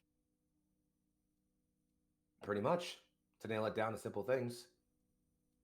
But understand that not all anomalies you find will be like old Jordan you found back there. Some will be wayward souls who didn't move on. Others will be, well, different cases. Some might already be beset by Veil Walkers. Others, it, well, might be worse. I'm gonna need a stronger definition of worse. You want to know how the Veil makes these things? No, but I feel like it's important, so yes. I've only ever seen it happen in person once. You'll see her air kind of just drop. We used to think they just devoured souls, tore them apart, ate them maybe. But it's not. It's worse. The way they dig inside of one, rip it open, change it. So much black. So much. It's not important. The important thing to know is that living souls are what become these things. No, there is not a way to change them back as far as we know.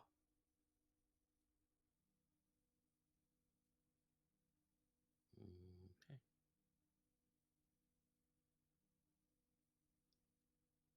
I'll quietly forget I ever learned that information. She looks off to the side, just. That's all I really had for you all right now. There's not necessarily any important missions breaking up right now, so you still all have some downtime to recover for a bit. If I see a case that seems relevant for you all, I'll ping you, but just busy yourselves. I'm gonna go investigate something. The lampshade tilts to the side a little bit.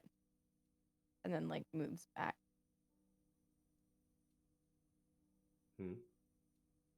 I'm not the thing you're investigating, am I? No, we have a team working on that. Oh, of course you do. At least they're upfront about it. You know what? You're not wrong about that, Arcane.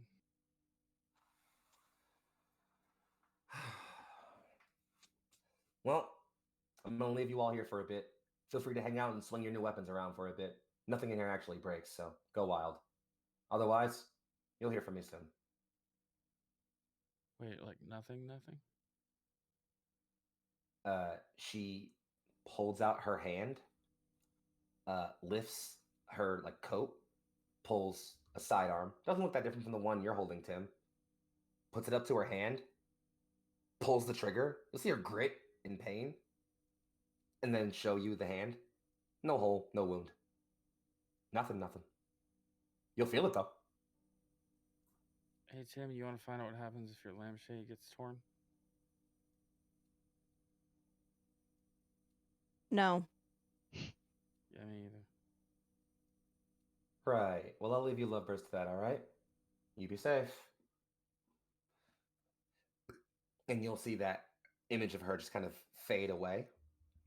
And what I'd like to do now is step into sort of another pseudo scene of downtime here. So again, similarly, you have time to do things you'd like to do, step about, take your leave, look around the base. I will say that as you guys spend your time looking around, I'll say that you all easily find where the main departments of May are kept. So you find, where monitoring is, where adjudication is, where engineering is, where operations are, and where supervision tends to be. So you can go to any of those places if you want to go and like talk to people, gain information, maybe. Otherwise, you all have the free time to do whatever you'd like. And so I'll mostly just pass the scene over to any of you. I'll also easily say that if any of you have questions as far as, hey, can I run into one of the four of us around sometime? Yes, sure. So here's, it's 10. Here's how we'll do this. Just to make it nice and set. Let's take one last real quick break. Just a quick one. Give y'all some time to think about what you want to do for your scenes and such. We'll cut back in on those and get ourselves all wrapped up for the evening. How's that sound, huh? All right, babies. You all at home, don't touch that dial, browser, or anything else related to it. Refill your beverages, check up on your snacks, say hi to a loved one, and tell someone they're pretty as previously instructed. I love you all very much, and we'll see you all soon. Bye.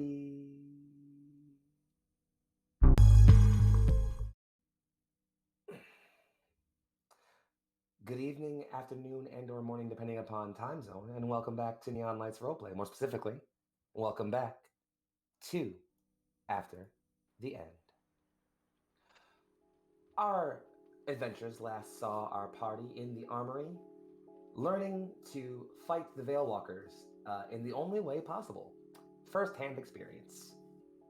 A group of skulkers didn't appear to be the most difficult challenge, but our party are certainly proving themselves to be capable folk. After receiving a briefing on the various kinds of creatures they may encounter, learning a bit more about the things that wait in the veil, hoping to take away wayward souls, 217 Ayala left the party again to their own devices. Time to decompress, to check in, to think, to learn, to do whatever. So this is gonna happen, folks. I'm gonna roll this fancy dice I got right here in my hand. So they correspond to you guys. And whoever I roll, you're gonna go first. How does that sound? Good, thank you to you. Adam would, during this downtime, would finally work up the courage to go find Frey. Well then, I guess the important question would be, Frey, where are you right now? Frey actually didn't immediately leave like the little training room. Did want to do a few more exercise there and then make sure to get food before our next mission. So you can either encounter her in still the training room or in some sort of eating location, either one. We'll say enough. Yeah, sorry. We'll say enough time has passed that just that like you're probably not training anymore, but you know. Okay. Yeah, and I think you definitely could have you're basically omniscient. I'm sure you noticed. Adam was the last one to leave and was awkwardly sticking around, and then decided to go, and then the doors closed and he came back in for a second and then left again, and then suddenly was with you near you whenever you were getting food, and then wherever you are in that area, cafeteria, whatever. Okay. Hey, so I've been meaning to talk to you. Of course. How can I help you? Is talking here all right? It's fine. I don't fucking care about any of these people.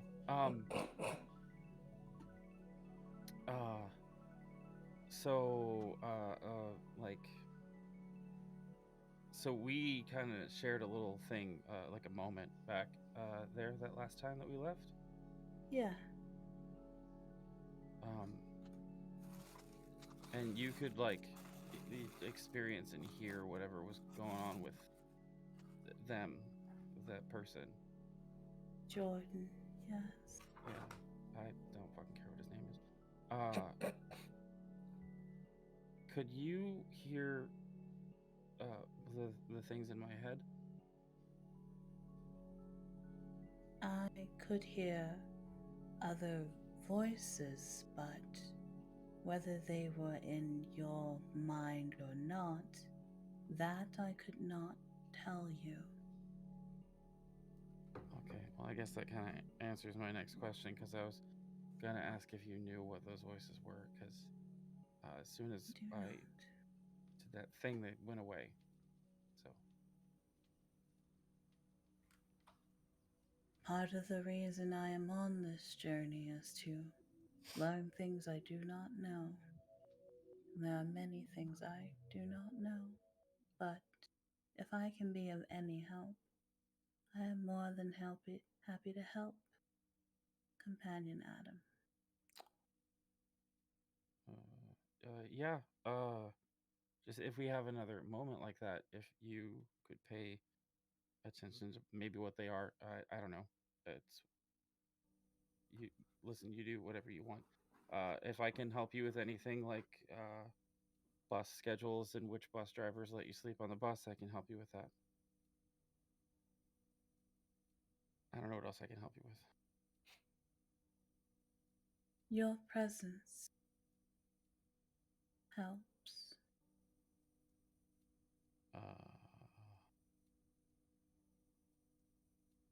Yeah, that's a little bit much for me to process right now. We're gonna put a pin in that.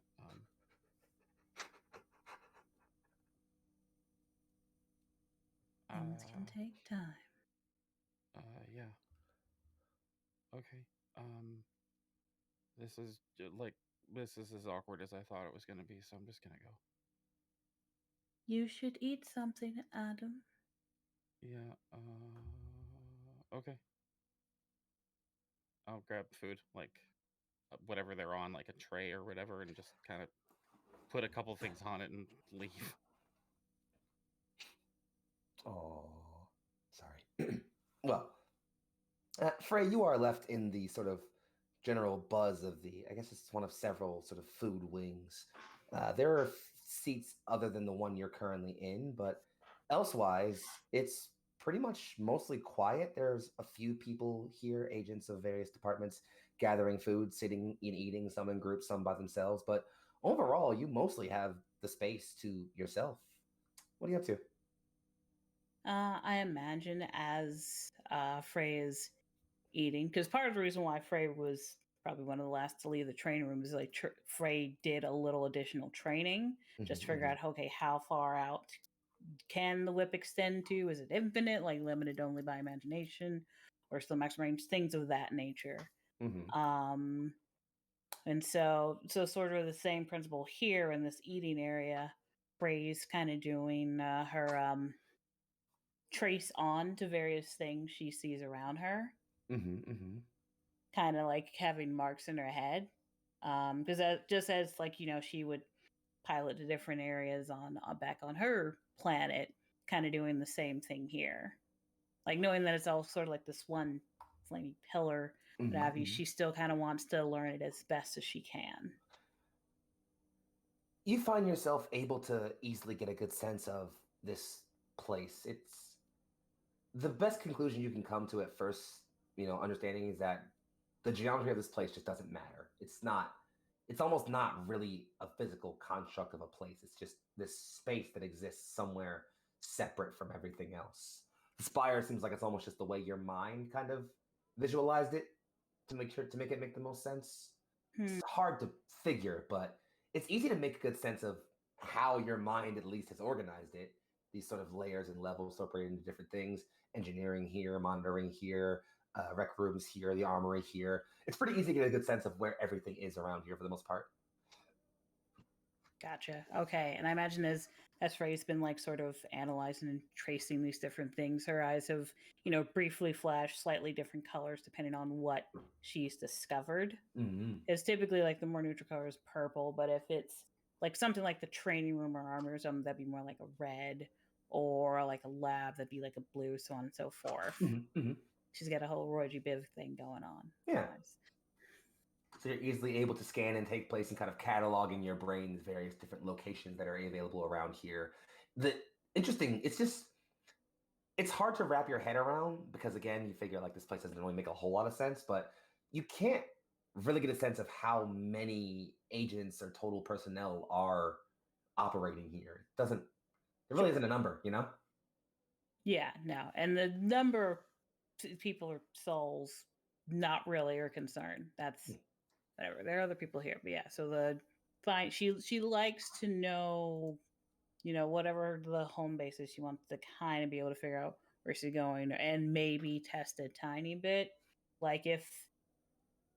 Like okay, like it's catalyzed by how the citadel sort of looks like however your mind conceives it. Mm-hmm. How like I don't know, like could she could she like make like a pink dot on a wall? Like is how you perceive it. Can you also exert will on things a little bit to change how they look or not? She might try that.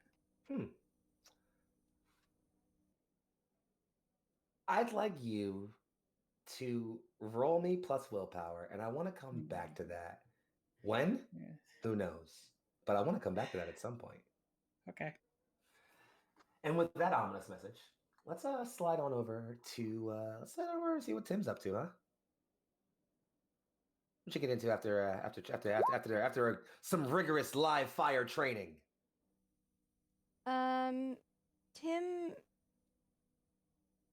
I think Tim would do like kind of what Frey is doing. He'd try to go walk around, just to get an idea of what the heck this place is, and not with any sort of intention, but just see what's over here, get a little bit more, he wants to know his way around this place because it seems like he's going to be stuck here for a while. Mm-hmm. But eventually, my hope is that he would find like a nice like quiet like bench somewhere, like tucked away into an alcove or something, where he could kind of sit as like the people walked by or went about their business, just so he can like arms folded, leaning back, watching the foot traffic. The lampshade just kind of like turning side to side as he kind of tracks people as they walk by, because he has that guy in the hall across from his room, and he thought he was the weirdest thing, but now it's kind of about trying to get it like an understanding. There's a part of Tim's mind that still doesn't accept that this is real. Like he's going with it, but there's a part of him that's like, I'm trapped in the prison of my own mind. Yeah, so as you're sitting here in this little alcove, Tim, watching the foot traffic swing by, you will notice a lot of things pass. Some teams of agents, a lot of them have their helmets on, so they just seem like people, nothing discernible about them. You notice, funny, you think about the guy you saw across from you and like the kind of whatever he was. You definitely see at least one or two others. You're not certain if it's the same person, and you're pretty sure asking or assuming that would be really racist, so you just don't. But you see a few more of those looking folk. Oh god, even that sounded racist. Wow. Other than that, you notice a few things. The first one is the closest thing you could describe it as a robot. It's mechanical, humanoid, bulky, and square in all kinds of places. Just big and bulky and square. Its head is huge, and this almost like a tube TV, but it's not a TV at the front. It's like a plate. It's just kind of clunking its way down, minding its own business. And it's almost like you think like maybe it's some kind of like automaton, and then someone kind of makes like a wave at it, and it looks and just like offers a wave back. It's like very animated wave where you're like, no, that's a living thing. Got it. The next is you see two people walk by. One has just like a really huge stature, tall and muscular and built, maybe like 8 or 9 feet tall, long, but they look, other than that, pretty much human. It's a woman, doesn't have a helmet on or anything, so you can clearly make that out. The other, shorter, maybe about your height, maybe a little less, slender. It's a human as well, except the twin ears poking out of their head, like little animal ears poking out of the top of their head, and a little tail switches behind them. And they're kind of just chatting. The taller one is giving the shorter one some very direct eyes. Pretty sure you've seen your wife give those to you a couple times, maybe back in the day. And then the last figure you notice is another sort of human-looking person, say human overall, and they have an outfit similar to 217 Ayala, similar to black and gray with the pins on the left lapel. And they are walking by, and they actually kind of just like cut into the alcove and sit across from you. They don't say anything or bother you. They kind of just plant themselves down, leaning against the wall a bit. And don't really bother to engage with you unless you engage with them at all. Yeah. If Tim hears the sigh, like he'll kind of tilt to the side. Rough day. No idea, man. Man, am I right? Sorry, hard to tell with the. Yeah, it's fine. Yeah, he hims. Cool. Name's Tim. Same. 454, George. Just George is cool. Nice to meet you, George. And Tim's gonna do the lean forward and hold his hand out. He offers one back to you. Here's a nice, firm grip, strong handshake. New around here? Yeah. Cool. Then you won't get mad if I ask this, right? Is everyone from where you're from like This you? this bright, you mean? Exactly what I mean. No. You could say I have a condition. As far as I know, it's not contagious though, so you're not gonna have to run off and wash your hands. Convenient. Yeah. Just and he kind of gestures towards himself. Just one of those bad days that you can't even imagine, you know? You know, you work here long enough, you figure a lot more people than you think have those. Yeah. I suppose. Caught a guy last month, died in the desert. Some big fucking alien scorpion thing ran a claw through him. Dude bled out for a couple weeks. That's rough. That's a rough way to go. And apparently they get bigger where those things were from. I don't know why anyone would fucking live there. Horrible verse. Well, I mean, I don't know how much of a choice it really is, you know? Kind of wake up one day there. Yeah, guess that makes sense, huh? Mm. It's weird. You spend a whole lifetime in a verse, and you get up here and see all this, and it all just starts fading away. Forgot my mom's name last week. Still can't get it back. Yeah, well.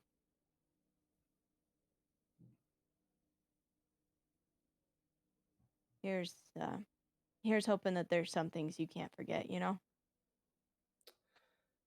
I don't know about you, man, but from what I remember the life I lived, it's probably worth forgetting. Sorry to hear that, George. Sometimes you don't find purpose till you die, right?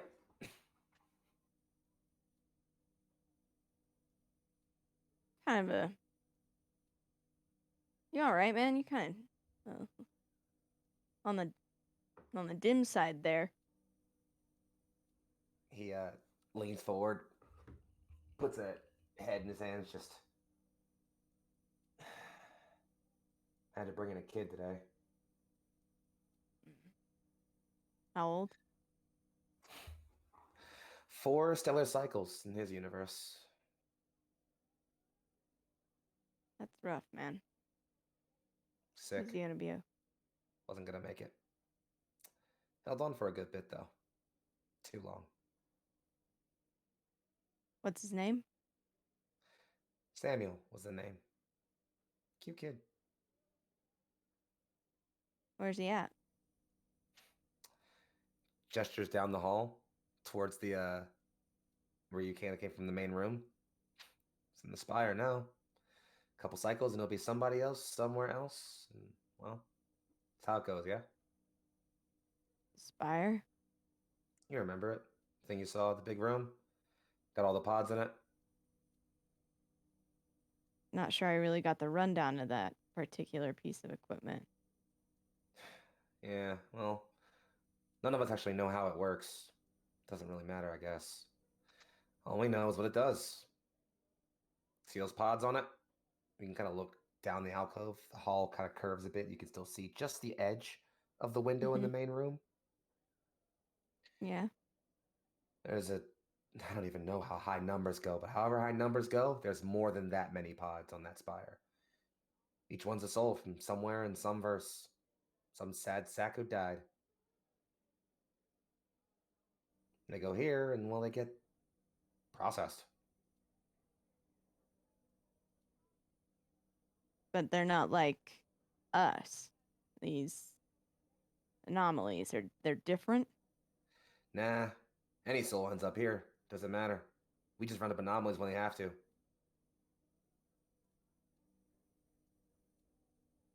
So that's like the afterlife. The afterlife, reincarnation, however you want to say it, I guess.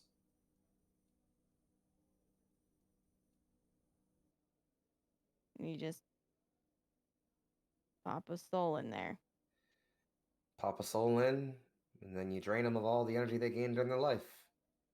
Souls pick up wear and tear when they're in a verse. It's energy we can pick up and process. It's actually what fuels all our tech. We process that energy, the soul gets laid bare, popped in a new vessel, and back out into the verse.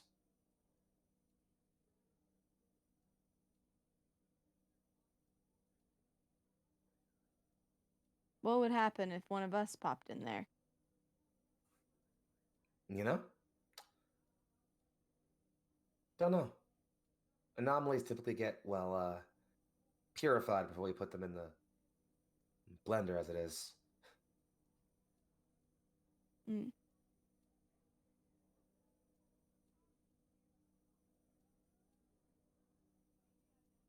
But, I mean, I gotta be honest with you, George.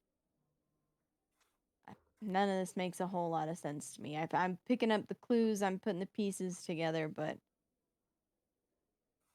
it's a lot to take in for a. It's just it's a lot for a man to take in. you want no secret to figuring it all out? Don't. Stay in your place, man. Boss is real sneaky like. Does his moves and weaves his things. Hell, most of us never even seen him, heard from him or anything. But we all got our place. He put us here, and if we needed to know more, he'd make it so he did. See, now that's something that is familiar.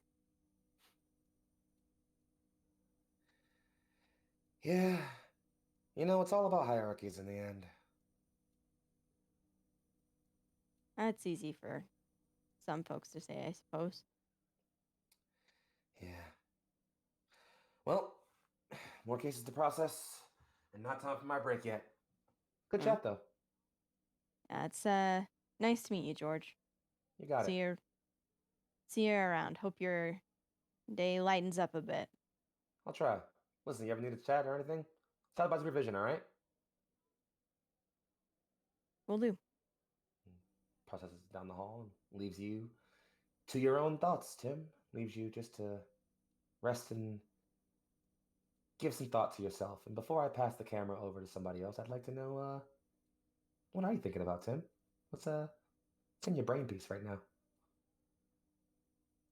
Tim's trying to think about the things he doesn't want to forget. I think George's comment about losing stuff freaked him out a little bit. So he's thinking about the people he didn't get to say goodbye to, the moments that he doesn't want to forget.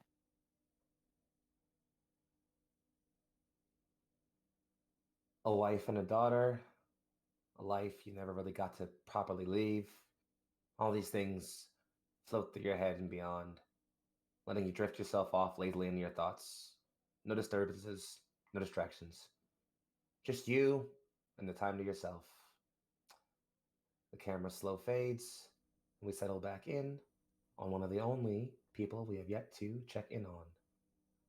Hey, Arcane. What you doing? Hel- So,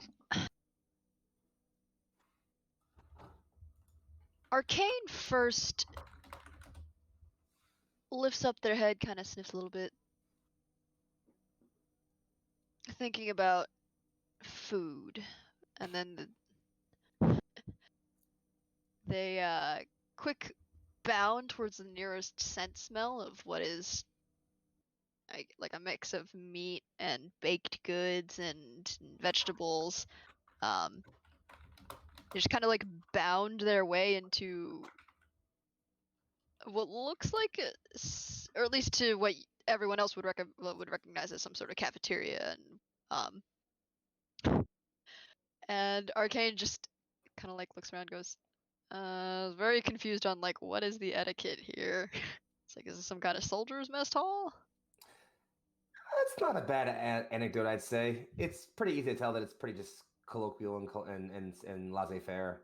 Grab a tray of whatever food looks like it might be appetizing to you. Grab a seat, eat with people, without people, whatever.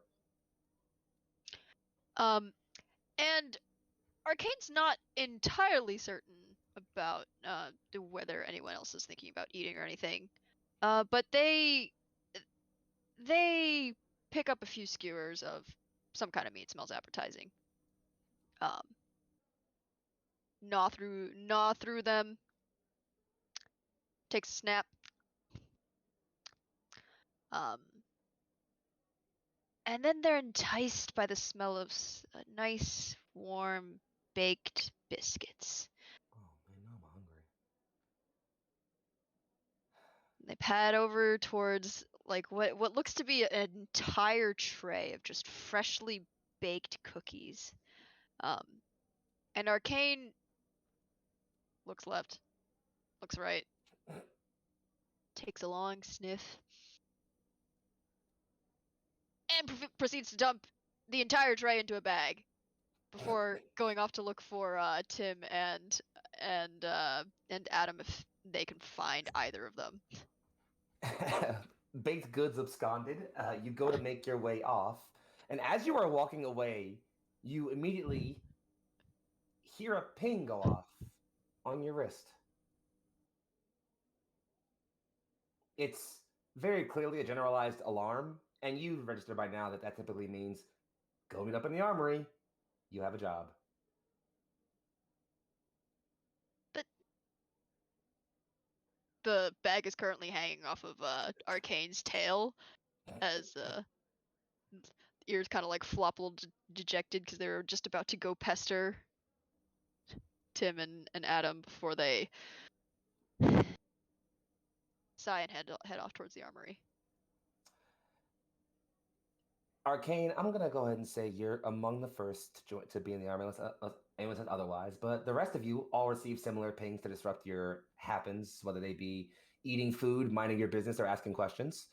You all receive similar pings and are told to meet in the armory. So Arcane, you come into the rest, all gathering or making their way in. You can all pretty fairly tell me how you arrived at the armory as you do so. But the more important thing is that, well, 217 Ayala is there, same scowl on her face. Two, a lot of the like armor like lockers like are now like closed, locked down, but you all still have your gear. And she's just, not bad timing. You all right?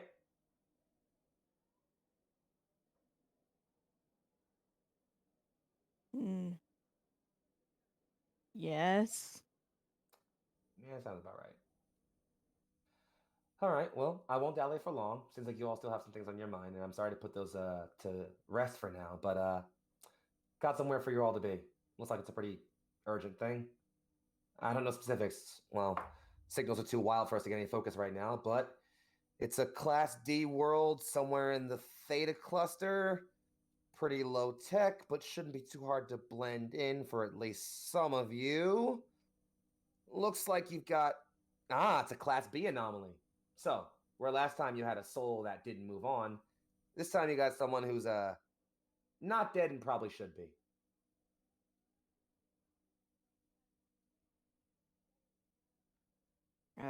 So Understood. well, understood meaning under we're gonna go murder somebody?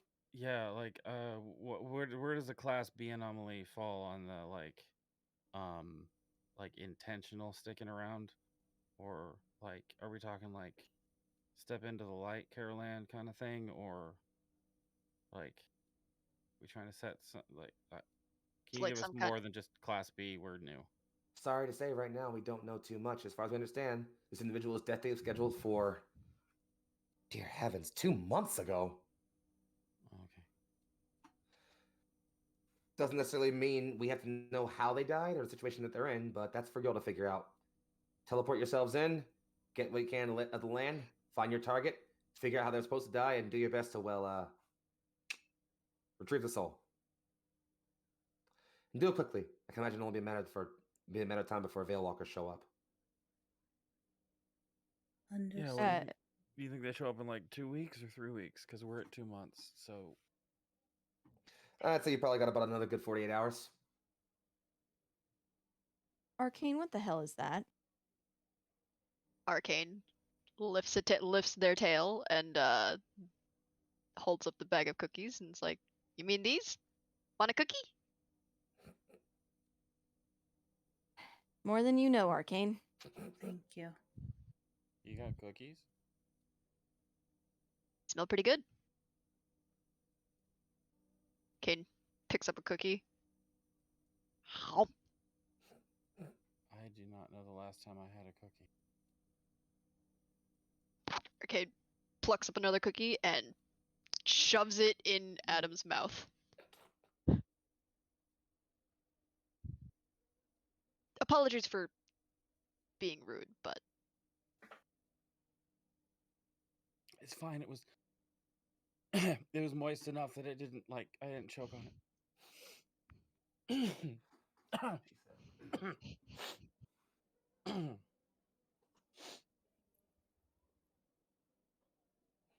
got a bag.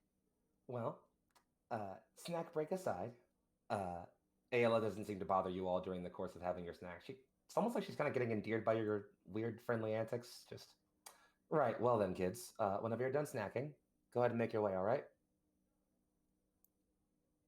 All right. We know who. Well, the things will beep like last time. Absolutely. As you get closer, your scanners will begin to pick up on signals. So just look around, do reconnaissance, gather information. Great. Yeah, I'm pretty sure I can find him too. So Yeah, suppose that wouldn't be that hard for you, right? Further questions? Actually, yeah, I've got a question. Can I just let you to the side real quick? Just ask. She steps off to like her left a little bit, distant from the group. Tim will kind of look again. The lampshade will just swivel around, look at everybody else, and he'll take a few lanky strides over. I was just thinking, before I was brought here, and I guess a fellow agent came and picked me up from my home. You wouldn't happen to know which agent that was, would you? Is there a way we can track that back? I'd like to talk to him if I could. Yeah, give me a bit. Shouldn't be all that hard. I can 212 you around here. The monitor begins to buzz its way back down. I'm not putting the voice on because it hardly ever works this time. But it buzzes down. Just, do you mind telling us who brought this one in actually? And then gives a quick scan of your lampshade area. Tim, the readout prints for a bit. Ayla begins to look over it, reading the runes and just, all right, human obscura, got that. Oh, well, fancy that. You were brought in by a supervisor, not just by a regular team. Interesting. Wonder why. Guess the boss had to say about that. I can tell you for one in a minute. Hold on. I'm in that department anyway. Looks like you were brought in by 454 George.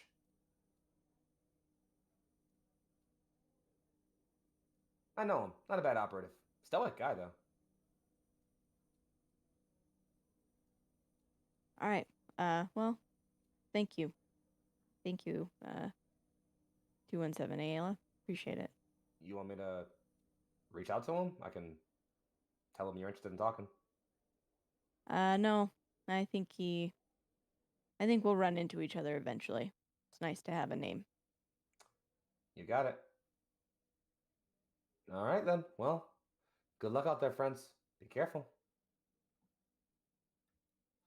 I would stop and Mhm. look at her, them. Can I say their name? Can I say a different name when I'm trying to call them something?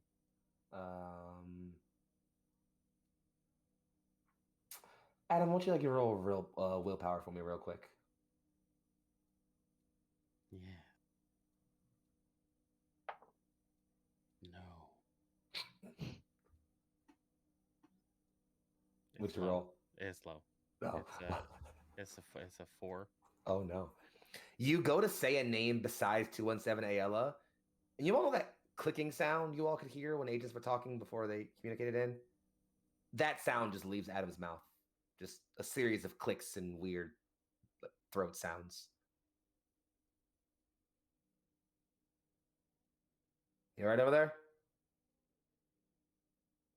You're fucking weird. And then I'll leave. As you walk towards the other end of the armory, a portal opens up, and you're all free to step through. Yeah, Adam's already there. He's gone. Everybody else stepping Tim. through? Yeah, Tim's just gonna look at Frey and, are you ready?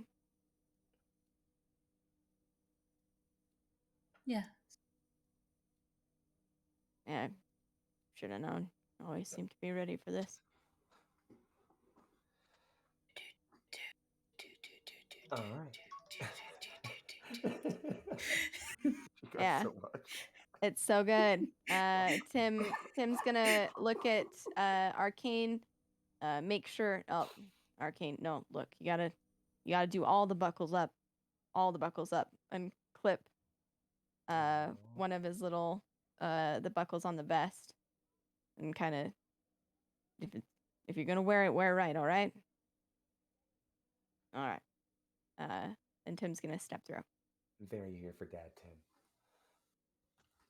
As you all step through the portal and it closes behind you, the veil shimmers for in brief multicolored hazes before you find yourselves out on an open plain. Well, not out on an open plain, but the air is open, the trees light, the birds chirping.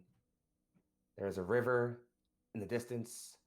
You can hear it running on this fine, high summer day.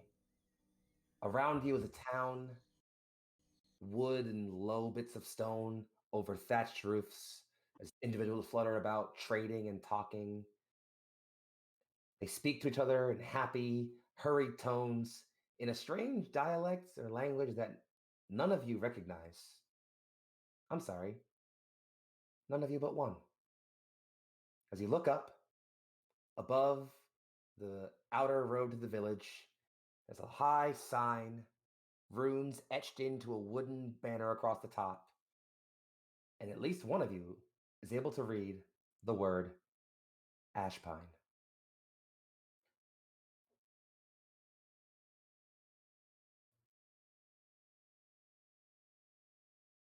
The fuck does What the that hell say? is that? That's what I'm thinking.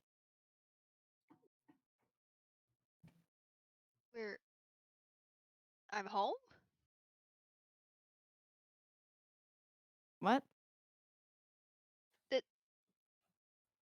This is where I grew up. My home village. That was a much shorter journey than expected for you. I shit, queen. And it's like, Arcane immediately goes up to sniff the air and try to see if they can't smell either Avota or Asher. You all watch as Arcane lifts their, now fully in their dragon form, nostrils up to the heavens and take two big whiffs in, just Arcane, it's immediate. They're both here.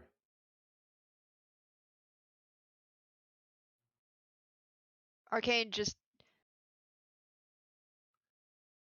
But I should add, they're not in the village. Where it is that they are, or you can tell, you can sort of trail the sense for a bit. You get a rough sense of where they are. And the location you roughly arrive on in your head is, well, it's rather intimately familiar. They're at your tower.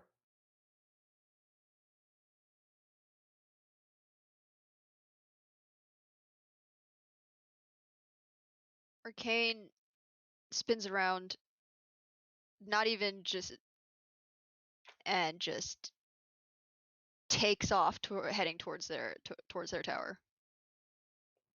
You all What watch the- as Arcane takes off running. What the hell, Arcane? What the? Finding flow path.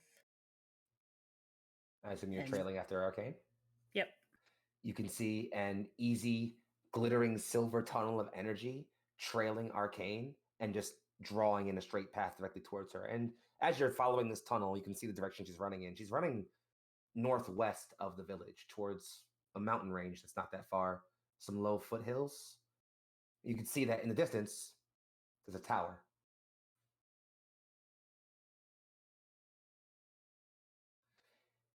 And what I think I'll do, because you all know I love a good cliffhanger, as Arcane goes running off, Frey finds where they're headed, and you all are, Arcane is definitely not out of eyesight or anything. You're all watching Arcane there. But as you're all watching Arcane begin to sprint away, let's go ahead and just camera freeze right there for the episode, huh?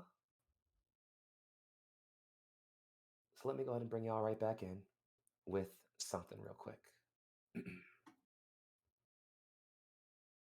April 8th, 2015. A man walks into a crowded bus station in Istanbul, convinced the world owes him nothing short of everything. In his mind, every eye has been turned upon all his faults. Strapped to his stomach is a biblical prophecy made manifest, his act of revenge, to cast his insides into the open air and rupture for everyone to place their judgment into 10. I do not know if there's a heaven for those who don't believe in a God. But I'd like to imagine a room with all the walls painted in my blood, drawn to look like faces, with eyes that judge and dreams that cackle and teeth bare to rip me further asunder. 9. My therapist says I have a tendency to dissect things. I spend all my free time building just to pick apart all the little bits of it, and this, in practice, is not a bad thing. As long as I remember to take my time with it. To her, destruction is okay as long as you make a show out of it. 8. My mother spent 9 months gathering stardust in the swell of her stomach, and her screams, a trumpet song to herald creation, and since then I have spent 26 years drawing a last breath so loud it could deafen. 7. I was born an explosion. There is nothing slow about this death. 6. At the press of a button, the man in Istanbul knows he will become a second son. That every eye staring at his open wounds will burst, and for the briefest second, everyone around him will look as dead as he feels. 5. If I die, I too will burst, bloom, become a color too blinding to ignore. I have learned there is a fine line between pity and love, and that too can be destroyed. I love like a wildfire. I turn everything around me to dust and dance in the aftermath. To love me, you must burn, and I will gorge myself on your ashes, praying that you will cure my emptiness. 4.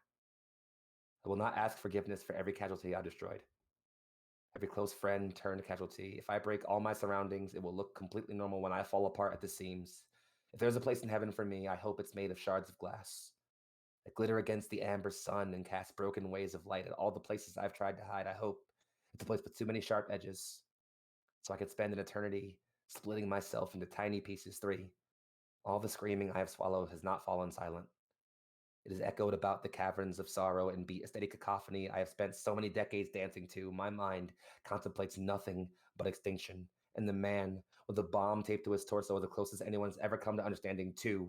I do not know how close I am to becoming a funeral pyre. 1. I don't care. 1. As long as it's beautiful. 1. As long as everyone else does my screaming for me. 1. As long as this poem is a substitute for a suicide note. 1. If this is my last day on earth, I will not say I'm sorry.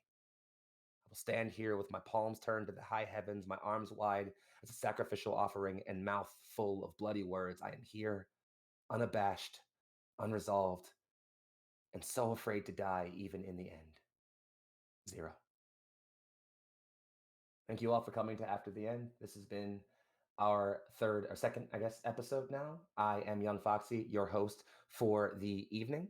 I have had my 4 lovely adventurers here. I'm going to have and go ahead and say goodbye to you all. So please, folks, tell the folks who you are, who you played today, where you can be found on the internet, and what other cool stuff you got coming up. Sarah, take it away. Hello, hello, hello. I am Osarix Franco. Tonight I played Timothy Shades. Shades is the name, Illumination is the game. Oh, yeah. If you like my face and the words I say sometimes, you can find me on Twitch and Twitter at OsaraXFranco. What? Say it's gonna be that every time, bud. Every time, It's gonna be that. It's gonna be that every time. That's the branding, all right? But Yes, yeah, yes, they are bro. brand. You can find me Twitch, Twitter, TikTok, all the places at Osarix Franco. I'm in a variety of TTRPG content here on Neon Lights Roleplay for After the End, so catch me and all of us here in 2 weeks. The next time you can see my face is now time out. The next time you can see my face doing TTRPG stuff is Friday over at Critical Misses in the Lost Frontier, a Star Trek themed Star Trek Adventures game where I play a Vulcan named Taru, which is very, very good. Saturday, find me all morning, early afternoon on TBK Roleplay. In the morning, we return with Dark Echoes, a Curse of Strahd campaign, where I play Irina Kolyana. I'm very, very excited about to be back and to see what the hell is going on up in that abbey. And then following that, catch me in Murder and Coffee, where my co-host Luca Locke and I will be sitting down with the phenomenal Keegan EXE to talk about death in TTRPGs, which it'll be real cool. Sunday, I'm in Morningstar and Company over at Nat 20. Then you can find me next Wednesday, also on Nat 20, and Against the Tides, jammed by the incredible Ashen Rabbit. If you want to see me play some dumb video games, you can check out my Twitch that I rarely stream on. Tomorrow, I'm gonna finish Draft Town. Hopefully, we'll see. I don't know how close I am. It got real hard all of a sudden. So come catch the end of that bullshittery. Besides that, keep an eye on the socials because there's a lot of cool stuff happening all the time. Passing it over to Ray. That's me. Mhm. Yes, I am Petty Energy over on Twitch. I live stream every Sunday night, typically with some friends. We do board games or Overcooked or something like that. Since Monster Hunter Rise has dropped, you can expect intermittent streams of that. Normally my default is Hollow Knight, but new Monster Hunter, so look forward to it. On Twitter, you can find me at NNG98. I tweet whenever I'm in things. I'm sure there are things I've forgotten about because my memory's terrible, and I don't have consistent branding. Well, imagine being consistently branded. That's not a thing we need to worry about unless you're Tim. That's only Tim's thing to worry about is consistent branding. True. That means it's you, bub. That's me. Hi, It is you. I'm DMF Saint. You can find me on Twitch and Twitter at DMF Saint. I shouldn't still be muted. I'm okay now. Yes, You're you good. hear me? Everybody Cool. can hear you. You're real. I Yeah. promise. Yeah, so you can find me on Twitch and Twitter at DMF Saint. I also run things over at Net 20. Next time you can see me on stream will be this Sunday for Morningstar, followed by Against the Tides next Wednesday. Still on hiatus from everything else, but this and that. So, hey, Arcane. Fair enough. Well, I guess that's me then. Yeah. Hi, Michelle. I played Arcane. I don't social media, so don't go looking for me. It's not Except real. for here. I exist on our own Discord, kind of, sometimes, occasionally. But I guess if you're looking for me, I'll be here again, on Sunday for our new campaign, Violet Sea, and for everyone else, I'll be here again next Thursday for my A Blade's Will campaign, for the Alliance of Heaven. We're getting nautical in this motherfucker. You thought we Yes. had you thought ninjas were cool? We got ninjas on boats. Ninjas and pirates on boats. So, you know. Exactly. And I guess that rounds it up to me. Folks, if you don't know who I am by now, then I am Young Foxy, aka Big Foxy, also known as your favorite fox. I can be found on Twitter sphere at BIG_FOXXII. I dunk on right wingers, I slay fascists, I have a good time doing it. It's really fun. You should come hang out with that. The next place you'll find me on the internet is technically this, like mentioned, this Sunday for the launch of the first of our next wave of campaigns, which would be Tate's The Violet Sea. I'm playing a pirate captain, former slave with a cocksure attitude who doesn't give a fuck about anyone else except for, no, really nobody actually. But yeah, so that's gonna be super fun. You'll see me there. Catch me then at the end of that week, Saturday the 22nd, for the launch of my next campaign, Against the Light. It is a Kingdoms and Warfare campaign, so it's D&D, but getting all political and shit. We got people running, running running kingdoms and leading armies. It's gonna be great. And then after that, you'll see me in a couple other places. Petty for a Tale on the 27th, Thursday, starting up their Pathfinder 2e campaign. Back on TBK Roleplay 28th for Cold Hands Warm Hearts returning, and a bunch of other stuff. But mostly just hang out because we have all kinds of great things coming. Like I already mentioned, we have 2 brand new campaigns coming this month. That's Against the Light and The Violet Sea. Additionally, I'd like to officially announce, although it's not launched yet, stay tight for the announcement, but we are launching our Patreon, which will come with several cool things. Including one, you'll get access to behind the scenes videos. So if you want to see what the fuck we talk about when we're on break or before or after stream, you can catch clips of that. It's super awesome. Also, be able to hang out and sign up for DM workshops. So if you want to hang out with me or Tate or Michelle or Sir Heck, any of other GMs in our community, and learn how we do campaigns or towns or BBEGs, then be around for that. You'll also be able to get access to our other new campaign episode by episode before it gets put up on YouTube. Our next campaign, I'm announcing it here officially, is run by myself. I have 4, possibly 5 awesome players upcoming for it. It is called No Hero Left Behind, a masked series. I have awesome players who are ready to be superheroes, and it's going to be exclusively on Patreon first, episode by episode on a 2-week basis. When an arc finishes, that arc will go over on YouTube. So if you're hungry for it, need to get it immediately, check out the Patreon when that launches. Other than that, you already know where to find us. We're here on Discord. We're hanging out on Twitter. We got awesome people. If you ever want to come chill, we legit just like get in Discord, like voice chat, just sit there for like hours, just like talking about bullshit for hours on end, like every day. So, come do that with us. Other than that, we are going to throw our raid over to Mixed Magpie as they are doing a fundraiser stream for our dear friend of the show, Noir Enigma, who's trying to get to Canada. So we're going to go send some love over to them. Please give them some love. Throw them some donations if you can. And if not, just be around for some love and energy. Thank you all for hanging out with us. Thank you for every raid, every sub, every gift, and just for having your faces here and chat with us. We love you all so much. I'm going to start the raid, and we'll see you soon. Bye-bye. Stay moisturized. I gotta press the raid button. Stay It's it. moisturized. All right. Lucian, All the eyes? right. Lucian?